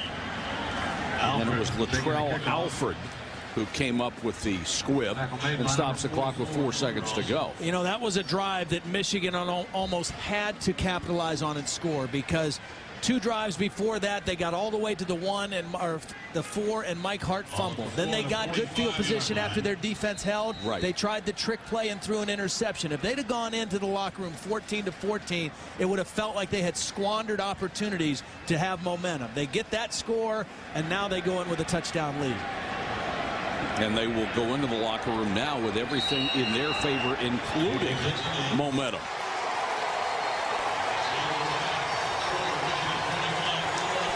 So Michigan in Lloyd Carr's last game as the head coach of the Wolverines program, with a surprisingly effective first half leading the Gators. Let's go to Holly Rowe. Coach Carr, you came out in the shotgun, kind of a spread thing to do your opening drive. How would you describe what you're trying to do on offense here in this first half? Well, we're trying to run the football more effectively than we did in the last 2 games. We've mixed it up. I think we've had good balance, and you know, we're doing a good job. We had great field position the first half, or the second quarter, and we made some plays. I think Chad Henne is doing an outstanding job, and we're getting good protection right now. All right, thanks, Coach. Thank you. Our halftime score: Michigan over Florida, 21-14. Welcome back to the Capital One Bowl. Let's take a look at the first half stats as Michigan leads it by a touchdown at the end of the first half, and the Wolverines actually with 62 more total yards than the Gators in the first half. You asked, will they come out and play with emotion in Lloyd Carr's last game, and will they play hard? Well, they've done that. Florida's team came out to midfield. They started jumping up and down the middle of the field, almost inviting the Michigan players to join in, and a few of them did. Lloyd Carr was right out there in the middle pushing his guys back, but that was really initiated by Florida, and I think it worked to their detriment because I think it helped Michigan's enthusiasm in the first half. Yeah, Florida invited them. Michigan accepted the invitation. The ball is loose. Michigan says they have it. They tried to pooch kick after their first touchdown. They start the second half with another pooch kickoff, and for some reason, one of the Florida kickoff return guys turned and ran away from the ball thinking he was going to go set up a block, and nobody caught the football. Anton Campbell ended up with it for the Wolverines. What a break for Michigan. Watch these guys get away from. They're trying to set up blocks instead of catching the football. They're thinking that Keyston Moore, number 33, is going to come up to catch the football, but he has too far to go. John Curtis, number 24, saw the ball, stopped to block, and by that time, a Michigan Wolverine recovered it. What a break. Great field position again. Manningham end around. Got away from Spikes, picked up about 4. Mario Manningham has responded in this football game as well. I mean, he's a guy that in the Ohio State game, and he's an Ohio guy from Warren Harding High School, he had 4 drop passes in that game. He had 5 catches, but for a season low of 34 yards. Well, 5 catches in the first half tonight, 78 yards and a touchdown, and he's carried the ball 6 times on end arounds as well. So very active in the first half, Mario Manningham. He's a lot like Harvin. They want to get him the ball as often as possible. Here's Hart. Courageous runner down to the 21-yard line. Not the biggest guy, only 5'9", 202. Well, they run the stretch play. They run it to the left side where they have most of their success. Jake Long and Justin Boren, the left guard. And he does a nice job of just waiting and seeing where the crease is and then bending it back towards the middle. Boy, Long is one of those guys, you watch him play for about 5 minutes and you say, how good is this guy? Hard again. Spikes got a hand on the jersey and wouldn't let him go.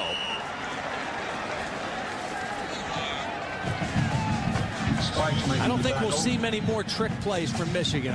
Not that they don't have any more, but I think they feel confident that they can move the football. A couple of them have backfired. A couple of them have worked. I mean, they've kept Florida off balance a little bit with some of the trick plays. Shaking up on the play. This is a thin position already for Florida. That's Michael Pouncey down. He was moved from offensive line because of injuries to the defensive line. Now he's down. With some assistance. He's replaced by Justin Tradow, who's a talented freshman, number 94, right in there, but he's only 250 pounds. Is that a Don Bosco prep in New Jersey? Blitz coming. Henne hangs in there, throws incomplete to Arrington at the 2. Let's go to Matt Weiner. Yikes. That's a good football team. Chase Daniel will be one of the top returning players next year in college football. Another one of those coaching flux situations. Reggie Herring was the interim coach for Arkansas today. First loss by an SEC team in the Bowls. Arrington down to the 2, pushed back from the goal line by Dorian Monroe. Florida went with the blitz and somehow left Arrington wide open in the middle. Poor coverage. It was a zone blitz, and it was picked up. The blitz is going to come and get picked up, and Henne knows it's picked up, so he stays right in there, and in the middle of that zone defense, no underneath linebacker coverage. Arrington wide open for Henne. Knows his protection is solid, hangs right in there, doesn't panic, and makes a good throw. If you blitz and don't get there, you're in a world of trouble. First and goal. Hart to the 1 and then shoved back.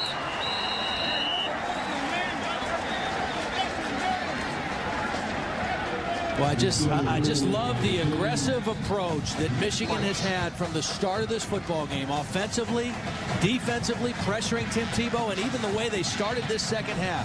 Pooch kick, they get the recovery, they steal the possession away from Florida, and now they're inside the 5-yard line with a chance to build a 2-touchdown lead. Second and goal. Moondross, the fullback. Hart to the goal line, walks in, touchdown. And he gets up and walks right over to Spikes and says something to him. We've had guys woofing at each other all day long. They're really too much from both teams. I mean, there really isn't a place for that. It's not sportsmanlike. And not a single penalty called. No. But the reality for Michigan is they ran over that left side behind Jake Long and Justin Boren, where they've done all season. And Mike Hart got him into the end zone. Jake Long, not only first team Big Ten and an All-American, but an all-academic performer in the classroom. Michigan stunning Florida. They're up by 2 touchdowns. Beautiful scene here in Orlando. Nice facility here for both of these bowl games we have been privileged to do. And Hart really did a great job on that drive. Finished it off after gaining 37 yards. Hasn't had a whole lot of running room, not a lot of freedom to run, but he's run hard. He had the 1 fumble, but he's done a nice job. Again, he is kind of the heartbeat, the emotion of this Michigan offense. Interesting to see how the Gators respond. Here's another pooch kick. This one's taken it to 36. And what great respect for Florida's return game. Go back to the touchdown. Why do you run left? Well, watch the block of left tackle Jake Long, left guard Justin Boren, and the center Adam Krause. Watch these 3 guys clear the way for Mike Hart. All 3 guys get outstanding blocks, and Mike Hart is able to take it right into the end zone. And then afterwards, a little talking. Mike Hart, and then he tells the linesman, it's not me. They're talking to me. Well, Mike Hart's a good talker, too. He's been talking since the beginning of the game as well. Tebow fakes to Harvin, keeps it. Hammered as he got to the 47-yard line. See, this is the other thing where Florida, at this point, I mean, it's not like they have a lot of other options because, if they say, okay, we've got to balance our offense and run the ball better, well, then he's the guy that runs it, he and Harvin. That's right. So it's not like they've got some other offensive running attack that they can go to. I mean, it's Tebow throwing it, and it's Tebow running it, and it's Harvin catching it, and Harvin running it. Tebow looks to the sideline as Urban Meyer is over there, giving him the indication of what he might want to try. Harvin with a burst of speed inside the 40, spun down at the 37. Boy, he gets to that hole in a hurry. When he's healthy, I mean, he is as dynamic and explosive of a player as there is in college football. Great speed and an ability to cut and change directions without changing speeds. Right there you saw a little subtle cut, planted the right foot, burst it back outside, did not slow down, and he makes people miss. 6 carries for 101, and he doesn't go down on first contact either. Against Florida State, his last game, he carried it 16 times for 157 yards. So on his way to another night like that. Tebow with time and very high to Andre Caldwell. No, I'm going to get better.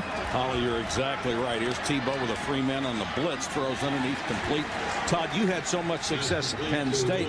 I'm sure you had the same kind of focus, I think, that Tim Tebow does. People patting you on the back saying how great you are. You're going to play for a national championship and the Sugar Bowl. But I'm sure you found different ways to keep your focus. Well, any quarterback, and especially one like Tim Tebow that's a perfectionist, and I think I was probably the same way most guys are. If you're 9 for 10 in a game, you beat yourself up over the one that was incomplete. So you're always trying to get better. You're always looking at your mistakes more than the things you did well and trying to find ways to be even better. And I think Tim Tebow is exactly like that. Tebow takes off. Job by Obaze. They pressured, they forced Tebow to leave the pocket, and in most cases that would be a big play with him running, and Aze is able to trip him up for a short gain. That's a saving tackle right there. It kept him from getting a first down.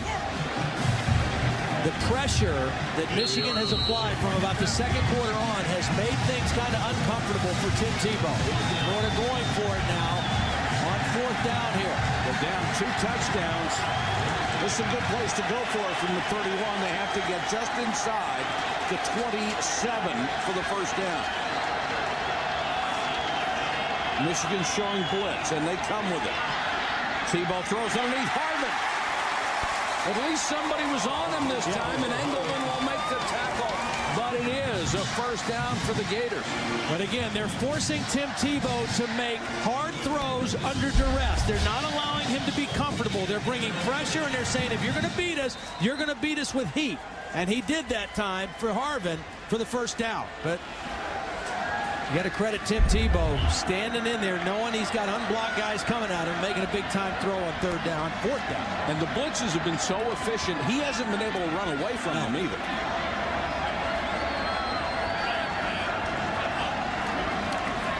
Fake to Harvin. Tebow up the middle, spins off the tackle. He's down to the 16-yard line. See the difference, and they played two spread teams early in the year, Appalachian State and Oregon, and they played poorly against both of those spread teams. The difference between Tim Tebow as a runner is he is a power runner more than he is a shifty, make-you-miss, get outside on the perimeter runner the way Dennis Dixon was against Oregon. So they can afford to be a little more aggressive blitzing Tim Tebow, knowing if he does run, he's running for power more than he is as an elusive type runner.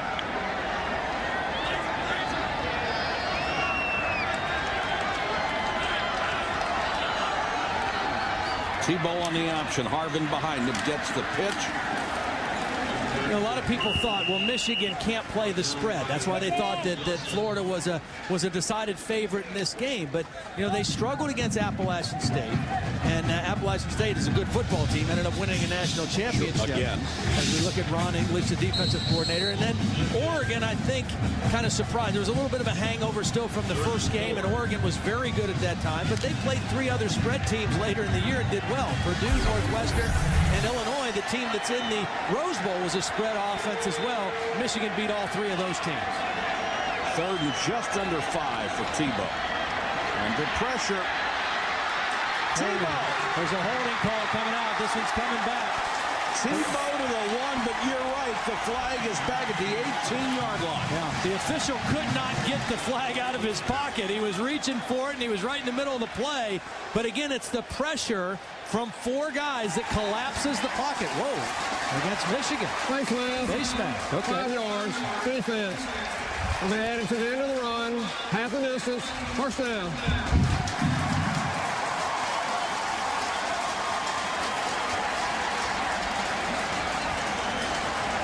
So big break for the Gators. That play not taken away. Well, where this flag was thrown, I thought it was a holding penalty. Sean Crable thought he got held, and then there was a penalty right there in the middle where they normally throw it for holding. It went against Michigan. First and goal for the Gators. First and goal, inches away. Tebow still in the shotgun. Power run. Tebow, touchdown. 14 consecutive games. Tim Tebow has both a rushing and passing touchdown. That is a remarkable effort. And Tim Tebow, that's how he did his talking after the touchdown. He just went in standing up, didn't go to the ground. And that speaks volumes. I'm a quarterback. I'm running right at you. You know I'm coming, and you still won't put me on the ground. Well, they say if something looks too good to be true, it isn't. Not in his case. This is the real deal. Tim Tebow capping off that run. 23 rushing touchdowns this year. He's been quarterback. And he had 23 yards rushing on that drive, 5 carries, only 18 yards rushing that whole first half. So, again, they don't have any other options. If they want to run the ball more, it's Tim Tebow and Percy Harvin, both involved in that drive. And Tebow just relishes that. You can just see it on his face. Yeah, he does. I mean, like I said, he would like to run it every play that they'll call it if he could. Well, he may get to do it in the last quarter and a half. Again, they kick to the sideline. This time, Minor takes it across the 30, powers his way to the 33. Here's Holland.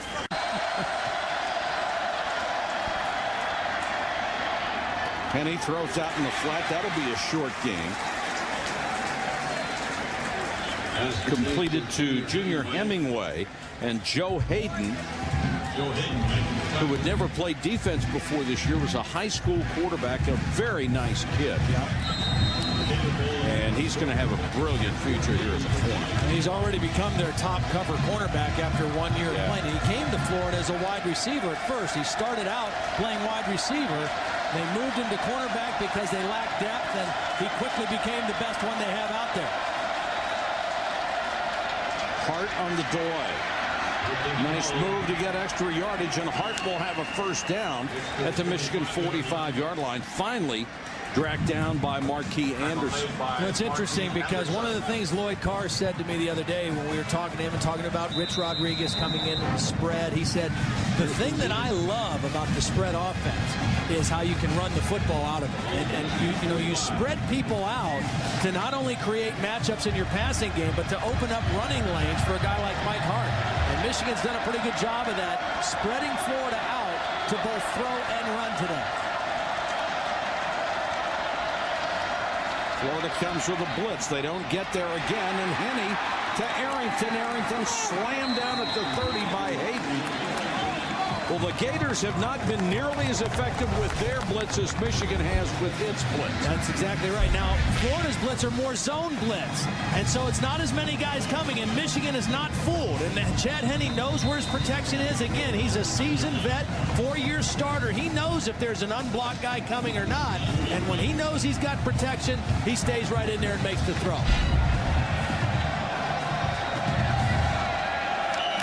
What was that? Davis was across the line. Torrey jumped and Defense offside, made contact, 5 yards, still first down. I didn't think Michigan was even out of the huddle yet. He came across the line and it was almost like, oh, what was I thinking? I mean, I can understand trying to get a jump, but that wasn't even close. A look of puzzlement. Yeah. Torrey was anticipating the snap count a little earlier than most tried. But that's how young Florida's been up front. Hart. Maybe a yard. Dustin Doe was in on the tackle again. The Gators lost one defensive tackle after another this year, and a team that was already exceptionally young. And you remember meeting with Urban Meyer at the beginning of the season. He said, I've never been around a team that is this young, but their future is ridiculous. I think his evaluation was perfect.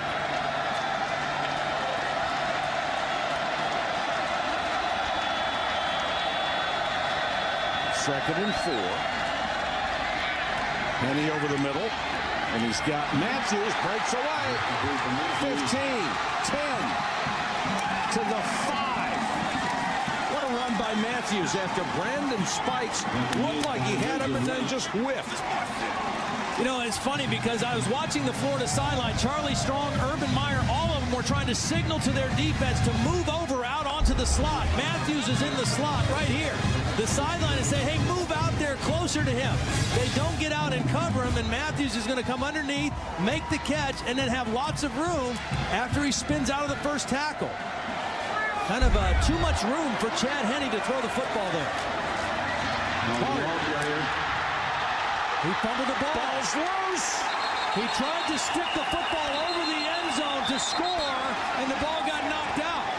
Hart had fumbled 3 times in his entire career. Coming into this game, he has fumbled twice in this one, although he's hoping they're going to rule him down. Well, if they rule him down, it's not reviewable. If they call it a fumble, it is reviewable. The runner fumbled the ball into the end zone, recovered by the defense, results in a touchback. First down to 20-yard line. Clint McMillan knocked it away. What a turnaround for Hart. Well, watch, Mike Hart is about a foot away from the goal line, and he tries to reach the ball out to score. As he does, Major White knocks the ball out and then falls on it. Hart is 1 yard shy of the goal line. He tries to stretch it out, and Major White puts his shoulder right on the football and knocks it out. Todd, that's another freshman in the secondary with an incredible future for the Gators.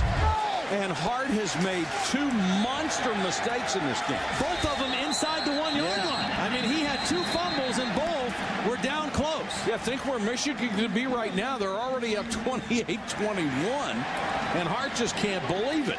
And now we're going to take a look at this on replay. Well, you know, he's trying to say that he was down, but his knees were nowhere near the ground. He had dove towards the end zone with the ball outstretched, and Major Wright just put his helmet or his shoulder right on the football.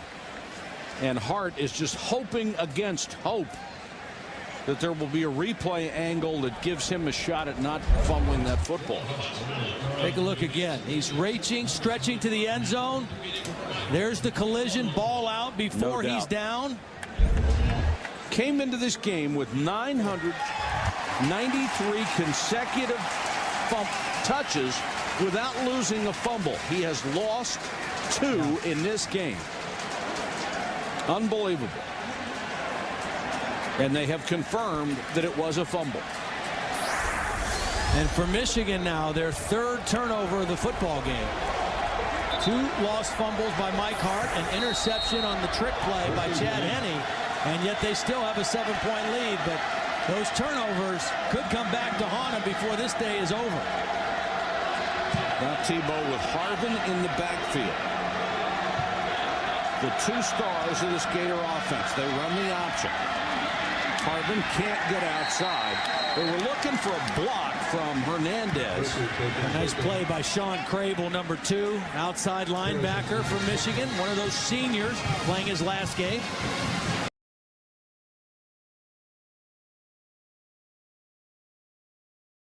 Blitz coming on Tebow again, throws incomplete, intended for Andre Caldwell. And see, right now what Ron English is saying is, you know what, ever since about midway through the 2nd quarter, they have not been able to block our pressure, and we've been able to hit this quarterback consistently.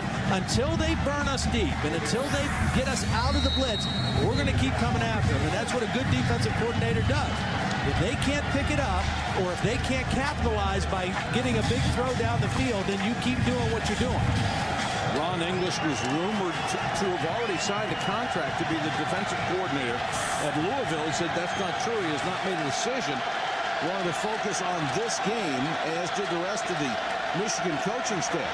Tebow, quarterback draw, lowers his shoulder and is belted. Well, Jamar Adams has had a nice ball game. Another one of those seniors, starting safety, jumps right in there. Tebow again, he's not going to make you miss. He's going to try to run over you. But he tried to jump over one defender, and while he was airborne, Jamar Adams picked him up and dropped him. Now remember, he had that non-throwing shoulder injury early in the season. Fortunately, it came down on the non-throwing shoulder. That's the kind of thing that'll separate something. And it's a fake. Hernandez on the throw. What a call by Urban Meyer. Well, that takes some guts, doesn't it? Down 7, backed up on your own 23-yard line. They beat you on a special teams play to start the 3rd quarter, and you're going to get them. Hernandez, a backup tight end, a freshman out of Bristol, Connecticut. Here he is. He's going to just release outside, and they're going to see. Chaz Henry, the punter, is going to see we got it wide open. It's there. Let's take a shot at it.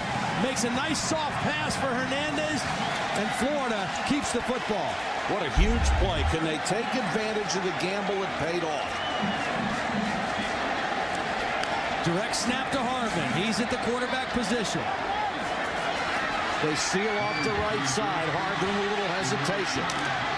Taken down at the 43. It looked like that play might turn into a lot more, but Michigan hustled to get to the outside. I'll tell you, I'm impressed by Tim Jamison, number 90 for Michigan. I watched tape of him against Ohio State. He had a huge ball game in their last regular season game. He's a senior out of Riverdale, Illinois. And he runs from inside out extremely well. When the play goes away from him, he doesn't take the play off inside. He runs out there and gets involved. Gain of 5, 2nd and 5 for Tebow. It looks like he's lined up offside right now. Jamison does. Harvin straight up the middle. Flag is down, and Harvin is off to the races. Knocked out of bounds at the 13. Now we'll check the marker, but it certainly looked like an offside call against Michigan. Michigan was lined up offside. Sean Crable on the outside. Florida went with the play.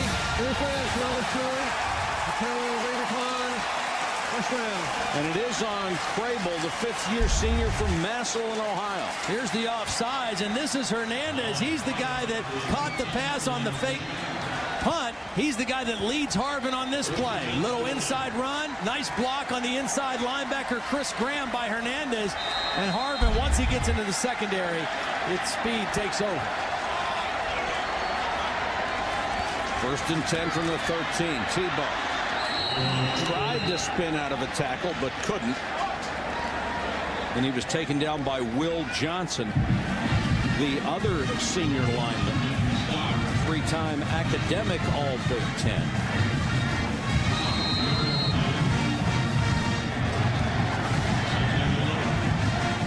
Second down, 11 yards to go. 1:43 and counting, third quarter.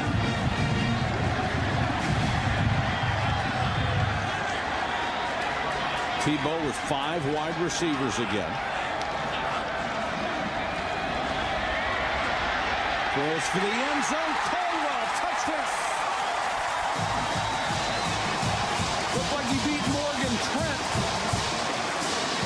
Well, the middle of that Michigan defense has really been vulnerable. Well, and Tim Tebow did a phenomenal job of just drifting slightly to his right because pressure was coming from his left. So he bought a little bit more time until Caldwell uncovered against single coverage for the touchdown. That was a beautiful piece of work by Tim Tebow. And you saw the look of determination on Hart's face on the Michigan bench. His fumble set this up. Instead of a Michigan touchdown, the Gators march the length of the field and score themselves. Harrison and Minor are deep for Michigan. We now have a tie ball game at 28-28. What do you think Mike Hart is thinking right now? He's probably disbelief a little bit. 2 fumbles in this ball game. His last game as a Michigan Wolverine. Minor pinned in the corner again. Behind the wedge. Close to the 30. Good thing, too, because Murphy tried to cut him, and he just whipped. Yeah. Well, a wide receiver's not going to block too many linebackers. Manningham. Boy, Florida did a great job. Then he reverses. He's got a lot of blockers. There's nobody out there but Michigan blockers. Manningham. What a play. Holy cow, what a run. I mean, he was trying to stretch that to the left sideline, and it looked like he finally ran out of room. It's a little bubble screen. They've had success with it tonight, and then he reverses all the way back to the right sideline. Henne out there trying to block for him. Mike Hart getting the block. He ran 100 yards to gain 23.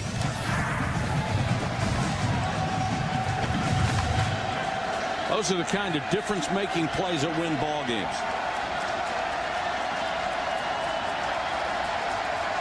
Hart is the tailback. Well, you know he wants it the worst way, and Hart dragged down at the 44. Let's go to John Saunders in Pasadena. John. Hey, John. The thing is, if you tuned in late to this one, you've still got at least a whole quarter to go. And Manningham couldn't hold that one from Henne. Yeah, and that was a tough drop for Mario. He's had a big-time game today. 4 drops in his last game of the regular season against Ohio State. That would have given them a 3rd and 1 at the very least, maybe another first down. As it turns out, 3rd and 6 now for Chad Henne. Sometimes you come across the middle and you peek a little early, and there's somebody there ready to lay it to you. And the Gators are a good team to have alligator arms against. 3rd and 6.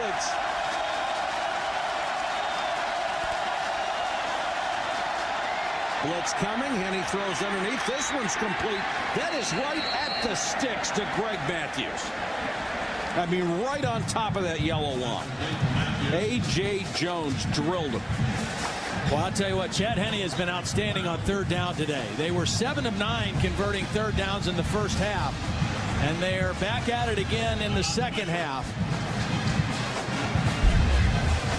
He's done a nice job of finding the right matchup in the open man. He's got Matthews coming underneath, and that's a throw where you say, okay, I'm going to throw it short of the first down, and I'm going to expect my wide receiver to get upfield and get enough yards after the catch for the first.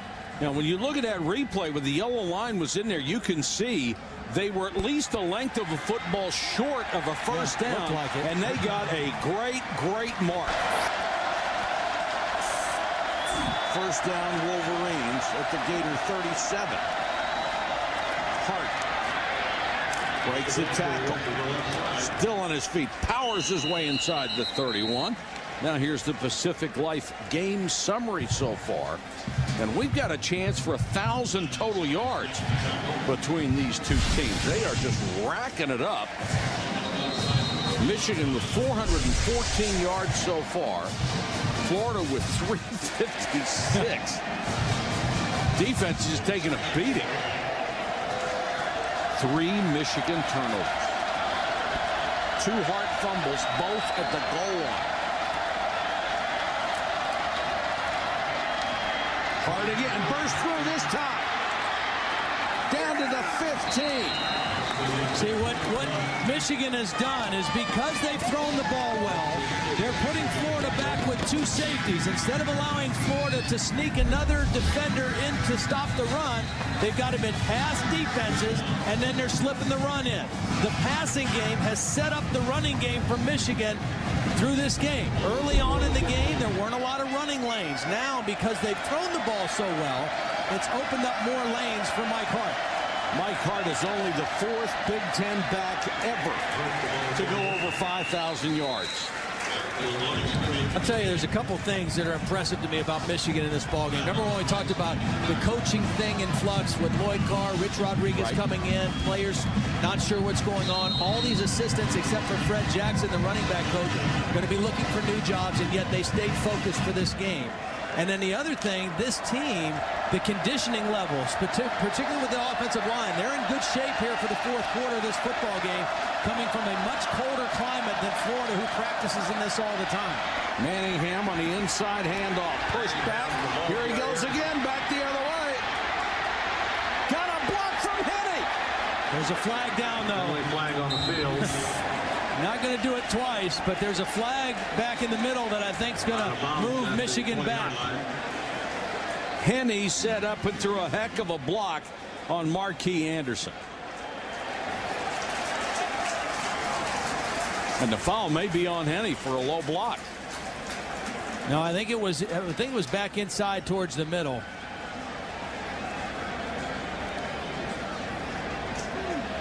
Now the question, will Urban Meyer want to take the penalty and make it 2nd and 25? Personal foul, clipping, number 65. The penalty is 15 yards from the previous spot. Replay 2nd down.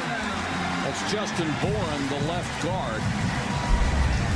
Now here's Henne. Watch this. Well, Manningham sets him up. He waits for Henne to get in position. That's a legal block. Yeah, it's a good one, too. He takes out Marquis Anderson.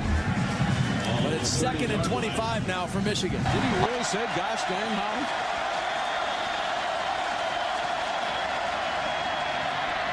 Henne, as the middle has been opened, this one complete to Matthews again. Taken down at the 20. They need to reach the 15 for a first down. And again, that's a smart decision by a veteran quarterback. 2nd and long. Don't try to get it all back in one play. Throw underneath. Expect zone defense. Take the underneath throw and come back and have a little bit more manageable of a 3rd down play. Excuse me, I said the 15. They need to reach the 5. 15 being the original line of scrimmage. And there's Derek Harvey, the guy who's been in there down after down after down. Manningham has been the go-to guy today. Michigan calling timeout. That's their first. 12:24 to go in a tie game.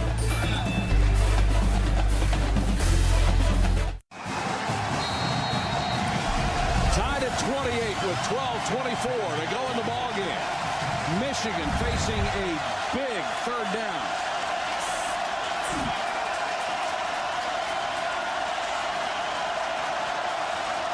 Henne needs 15. 3-man rush. Throws for the end zone.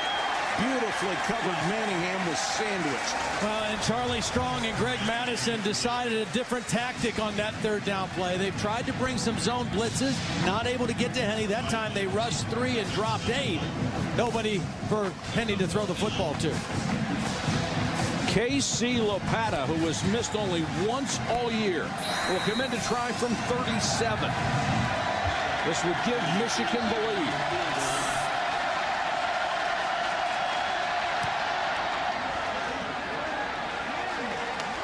Knocks it through, and the Wolverines have the lead back.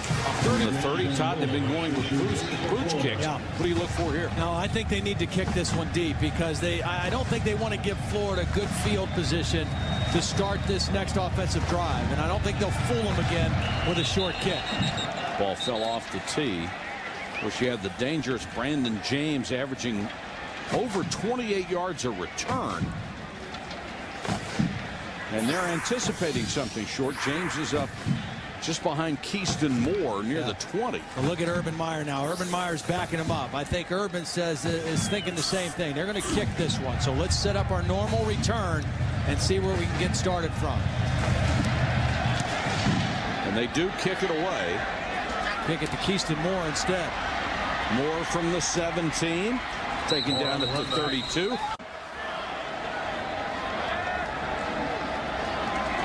Harvin can't get outside. Crable did a great job coming across the line of scrimmage and making sure. Don Crable was a guy who had his best year this year as a senior, was voted a team captain, took on a new responsibility. 84 tackles. He was #1 in the Big Ten with tackles behind the line of scrimmage just like that. 26.5 during the regular season.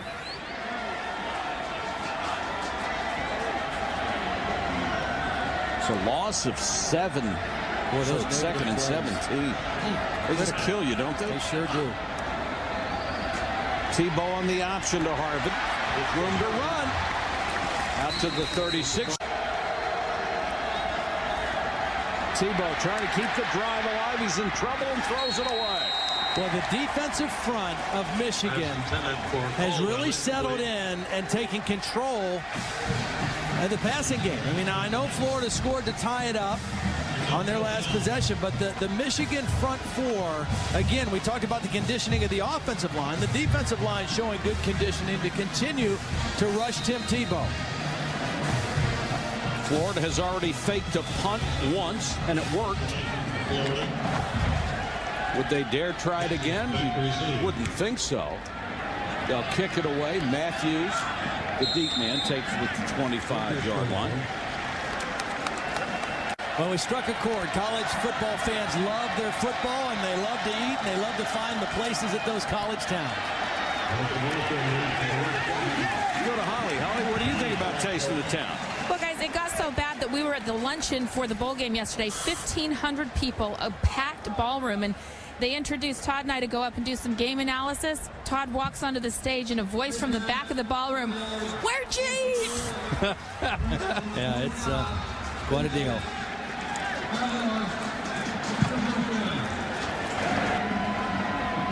Don't know what the delay is here as they walk off the penalty up to the 31. The feeling that you have right now, Michigan is in very good position. Okay, their defense is playing well. Their offense is playing well. They can't get conservative here, and they cannot afford another mistake, another turnover. I mean, they've got control of the game, but it's not a very serious or strong control of the game. They're on the scoreboard ahead. They cannot afford another big mistake like a turnover and survive this game.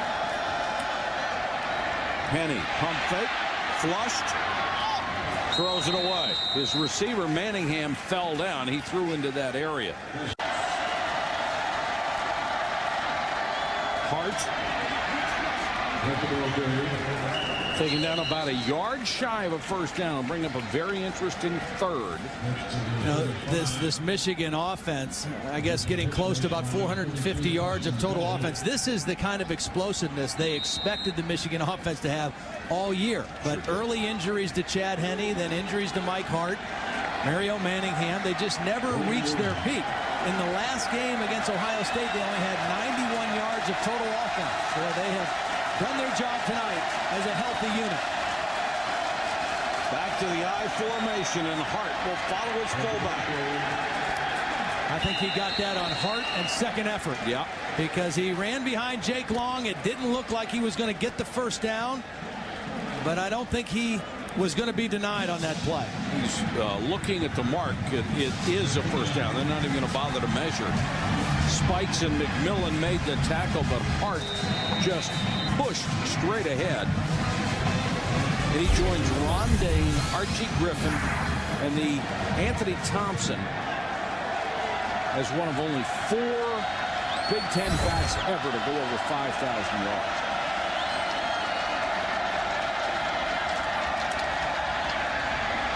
Henne all day.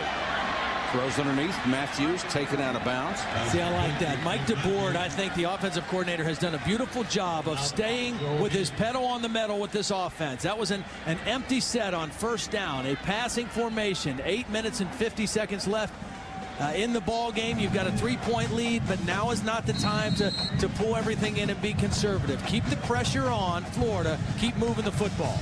Chad Henne is approaching his career passing high. He's at 312 right now. Against Ohio State 2004, he threw for 328. Hart. You know, one thing that they're doing now, the bowl games count in the overall statistics, is now we've got some extra action over near the sideline. I think that's Jake Long blocking on somebody. Dustin Doe, the linebacker. No flag. A rather large mismatch there, isn't it? Well, Dustin Doe, unfortunately, gets tied up with Jake Long. And Jake Long, whether he heard the whistle or not, acted like he didn't. And ends up putting Dustin Doe on his back. And then just kind of sitting there. It is a first down. And the official ran right by it toward the spot of the ball. Here's the screen. Tipped up in the air. Intercepted by the Gators. There's a mistake. Cunningham tipped it, and Michael Pouncey intercepted the pass. And the screen was set up really well. It was set up. Jermaine Cunningham had his eyes locked on Chad Henne and timed his jump perfectly. Watch, he disengages from Jake Long, gets his hands on the football, alters the course of the pass, and Pouncey comes up with the interception. In high school, that young man played defensive line as a senior. That was it. He was an offensive lineman. They moved him to defense, and the defensive coaches say they will lobby to keep him there because he's a real find. The 4th Michigan turnover, and the Gators set up shop at the Wolverine 34.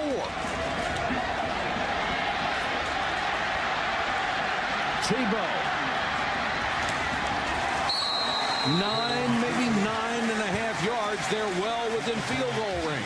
Now, Mike, we've been here all week because we were here a few days ago for the Champs Sports Bowl, in which the other Big Ten team from Michigan, Michigan State, played against Boston College, and they played well enough to win. They did. And they were in control of that game for a good portion of the game, but it was turnovers that did Michigan State in as well. 5 turnovers in that ball game allowed Matt Ryan and Boston College to come away with the close win. 4 turnovers now for the Michigan Wolverines. Clock running, approaching 7.5 minutes. Second and short. Tebow fumbles the ball, throws. Harvin makes the catch, and he's getting it a first down. What great presence of mind by Tebow. Not to panic. Pick up the ball, throw it to Harvin, who made a nice catch. And then scrambled to get the first down. Wide receiver screen. You're right. No panic. Just pick it up. Get rid of it. Harvin's coming to the quarterback, so it was a short throw. And a first down for the Gators. Well, they turned a potential disaster into a first down. Now Harvin's in the backfield.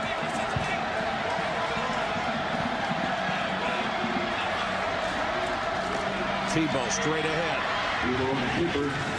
Now, Todd, when they're set up there and they start to call a signal and then they stop, Explain to people what they're doing there when they look to the sideline. Well, they're getting a look while they line up, and then they look to the sidelines, and Dan Mullen, who was up in the press box, sees a better play to check to, so he calls it down in the headset to Billy Gonzalez on the sidelines, and they signal in a new play to Tim Tebow to check to at the line of scrimmage. So it comes from upstairs, seeing the defense, and then calling a better play. 2nd and 7.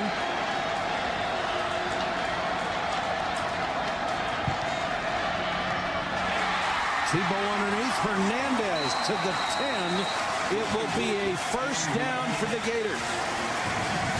Hernandez is a nice-looking player. 6'2", 256 freshman from Bristol, Connecticut, in the slot, working on the linebacker. Chris Graham does a nice job of getting some separation and then getting inside there for the catch. He has a brother, DJ, who plays at UConn.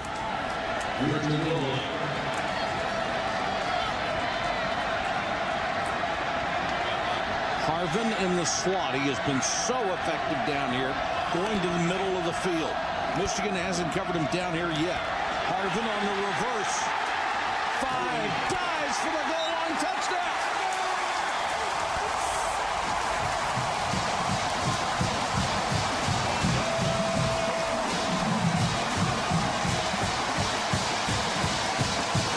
Fun to watch, isn't he? He sure is.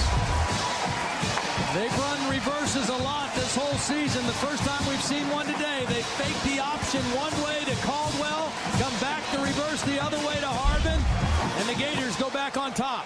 13 carries for a career high, 165 yards for Percy Harvin. He's taking the lead, 35-31. There's the Heisman, and the winner is right there, Tim Tebow.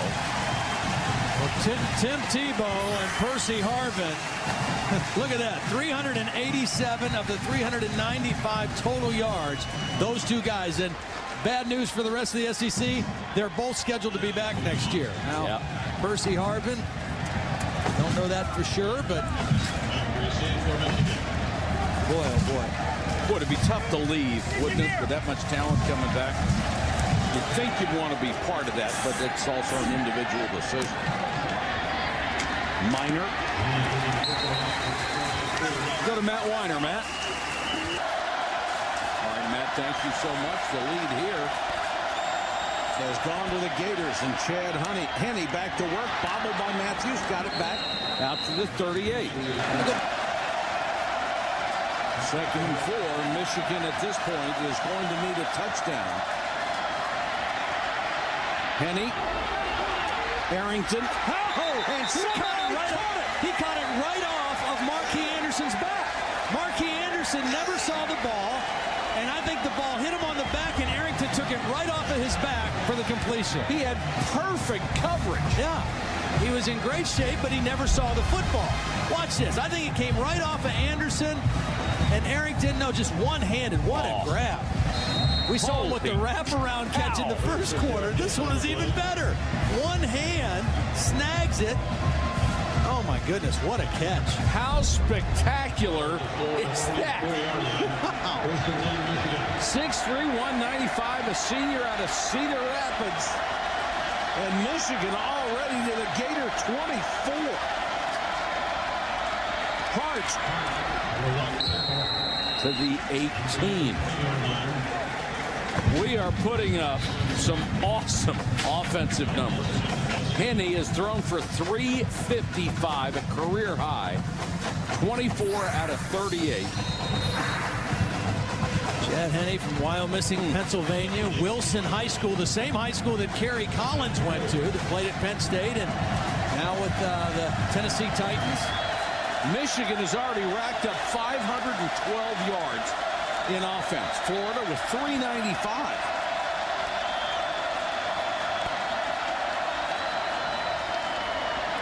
Henne looks for the end zone, throws, Arrington, touchdown. Whatever you can do, I can do better. Been the theme all afternoon.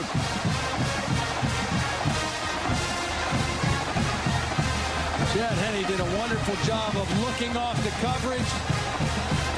There was no safety help. It was straight man all the way across, and he found Arrington for the touchdown. Arrington having a monster game, 9 for 153 for 2 touchdowns. Of course, everybody on offense is having a monster game. Well, we talked about the 3-on-3 matchup. Whose big three would have the bigger game? Michigan on top right now because of Chad Henne's career day.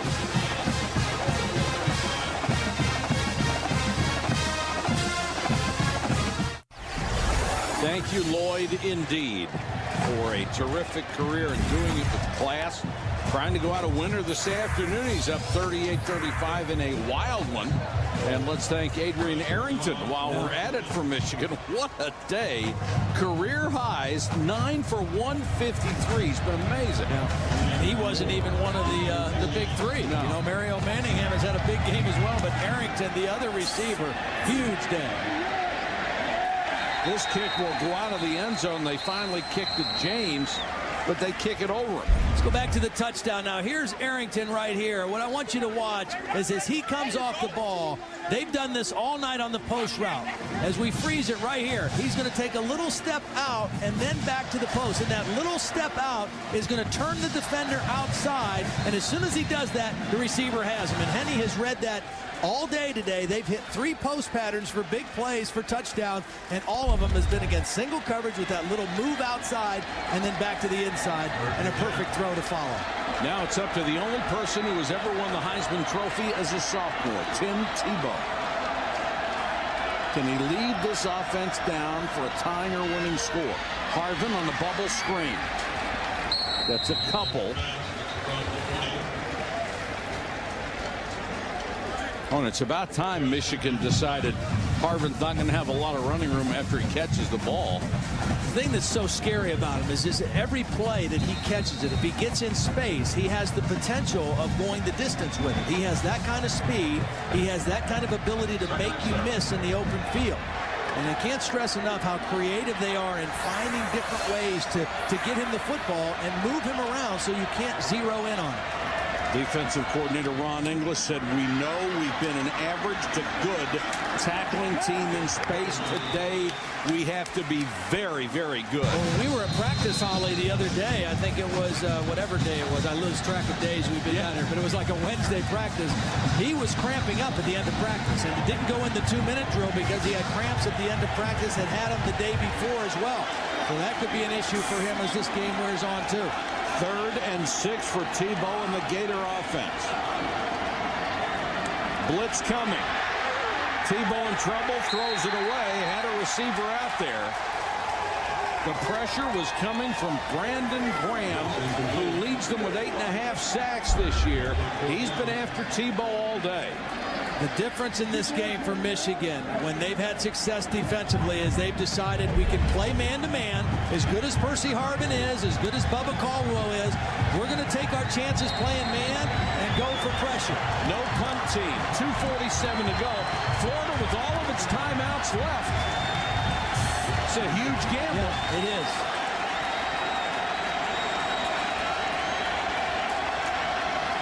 I think Urban Meyer fears he might not be able to get the ball back. Tebow throws underneath, tipped and incomplete. Exceptional defense by Stevie Brown. He was right there to get a hand on it. Well, it started with pressure again. Sean Crable gets in and gets pressure. Tebow, under duress, makes a beautiful throw to Cornelius Ingram anyway. But Stevie Brown did not give up on the play. It looked like Ingram was going to come away with the catch, and Stevie Brown just kept fighting the ball out for the incompletion. Now, if you're Florida, the mission is to keep Michigan out of the end zone, use your timeouts to conserve the clock, and maybe give up a field goal. That's the best case scenario right there. The Gators have all 3 left, and if you're Michigan, you've got to make them use them.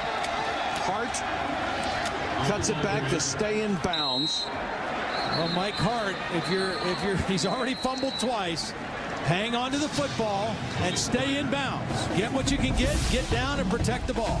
2:36 left. Back after this.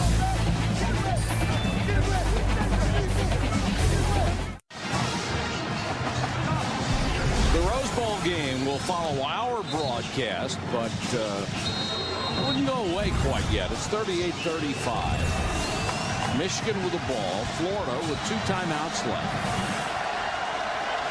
Michigan gets a first down. It's going to be over.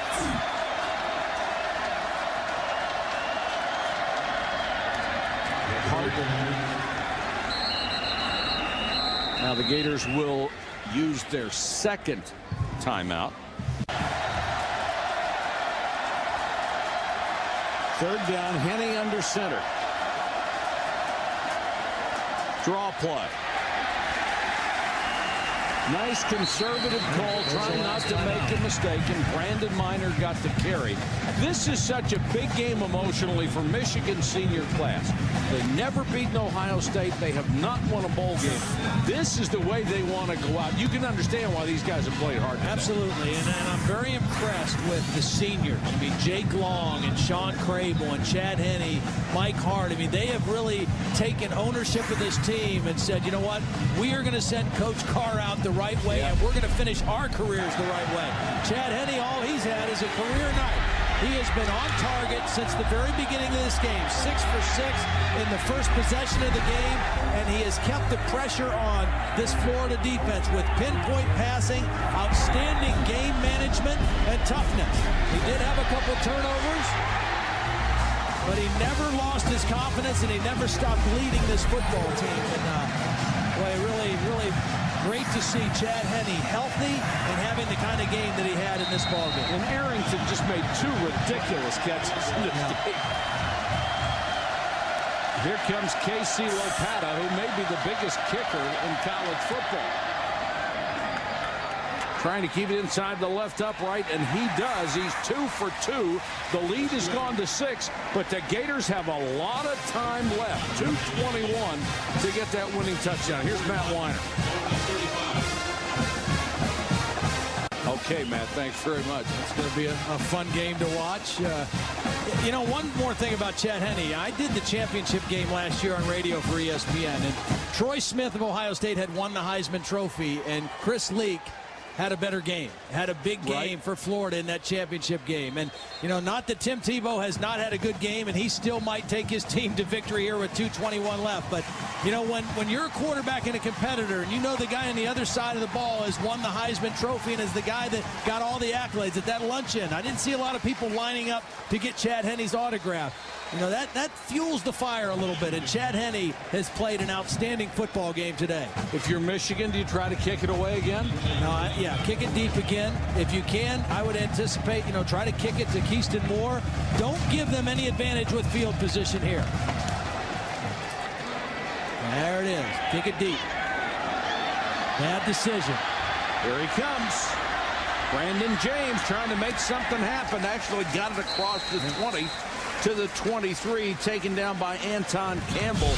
Here's the Pacific Life game summary. You like big numbers?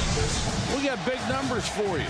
529 yards, and that's with 4 turnovers.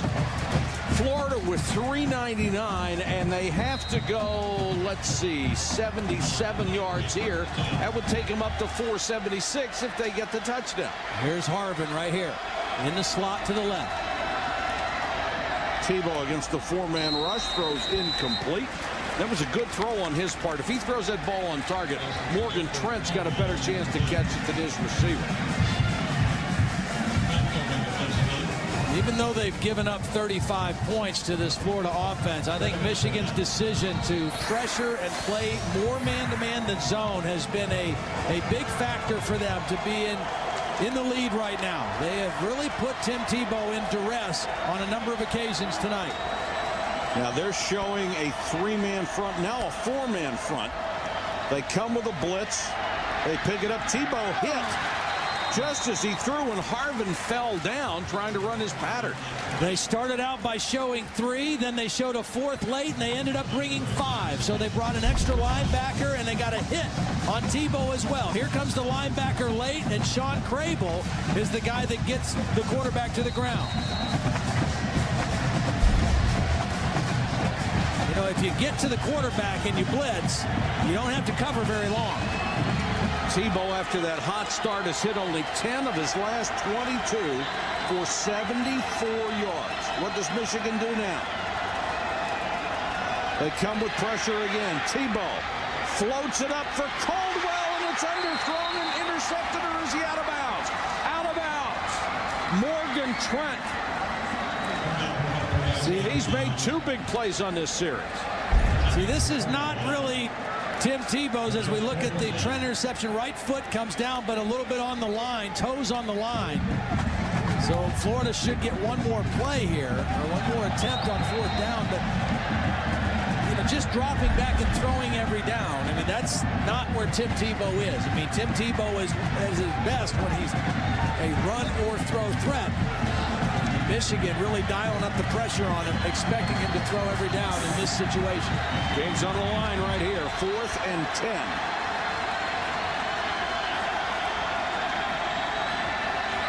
Pressure coming. Tebow trying to stay alive.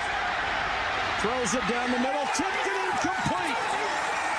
Tebow couldn't get anything on it, and Brandon Harrison, number 27, was there to knock it away. Well, he started to scramble, and he thought about running, and then he didn't think he was going to be able to get enough yardage for the 1st down, so he backed up to try to make a throw, but had to throw it while he was moving backwards.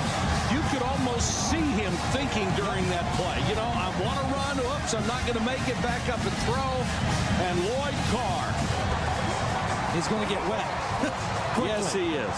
And he's not going to mind it a bit. I don't think so. Gators with no timeouts. They're not going to be able to stop the clock.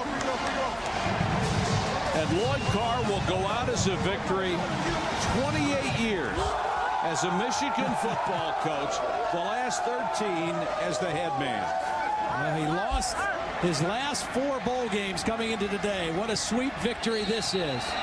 And now, we talked about it before, talk about the Big Ten matching up with the SEC. A huge win for the Big Ten, and for Michigan, now their record 23-5-1 all time, 7-3 in bowl games against the SEC. Pretty good. Boy, they're pumped up, and they deserved it. They were focused, they were determined, they were not distracted by the coaching situation. And now tomorrow, Rich Rodriguez will take over this team. All these assistant coaches, except Fred Jackson, will be on the phone trying to line up other jobs. But they came together as a Michigan family and did what they had to do to put their best effort on the field today. Lloyd Carr has been offered an associate AD spot if he chooses to take it at Michigan.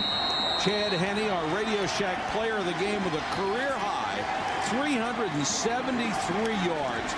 Got a lot of support from some outstanding wide receivers.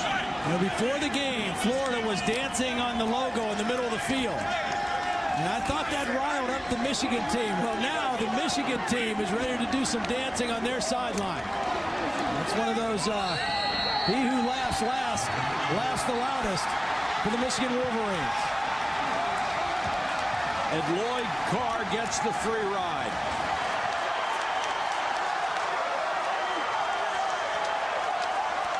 Tim Tebow, only a sophomore. He'll be back to fight another day. You'll love to see a guy ride off in the sunset, especially someone as admired as Lloyd Carr, to be able to leave with a victory in the last game of his career. Let's go to Holly. Coach Carr, what is it like for you to see your team play with such focus and intensity in your last game? Well, you know, it helped that we were healthy. We at the end of the season, we had a chance to do some great things, and injuries really hurt that team. That's not an excuse, it's the truth. But what they did in this game, in this environment, well, I love them to death, you know. Thank you, Coach. Congratulations. Thanks. End of an era at Michigan. Congratulations to Lloyd Carr. It's great, isn't it? It really is. I mean, he's one of the class guys that college football has ever known, and all of college football will miss Lloyd Carr now that he's not coaching at Michigan.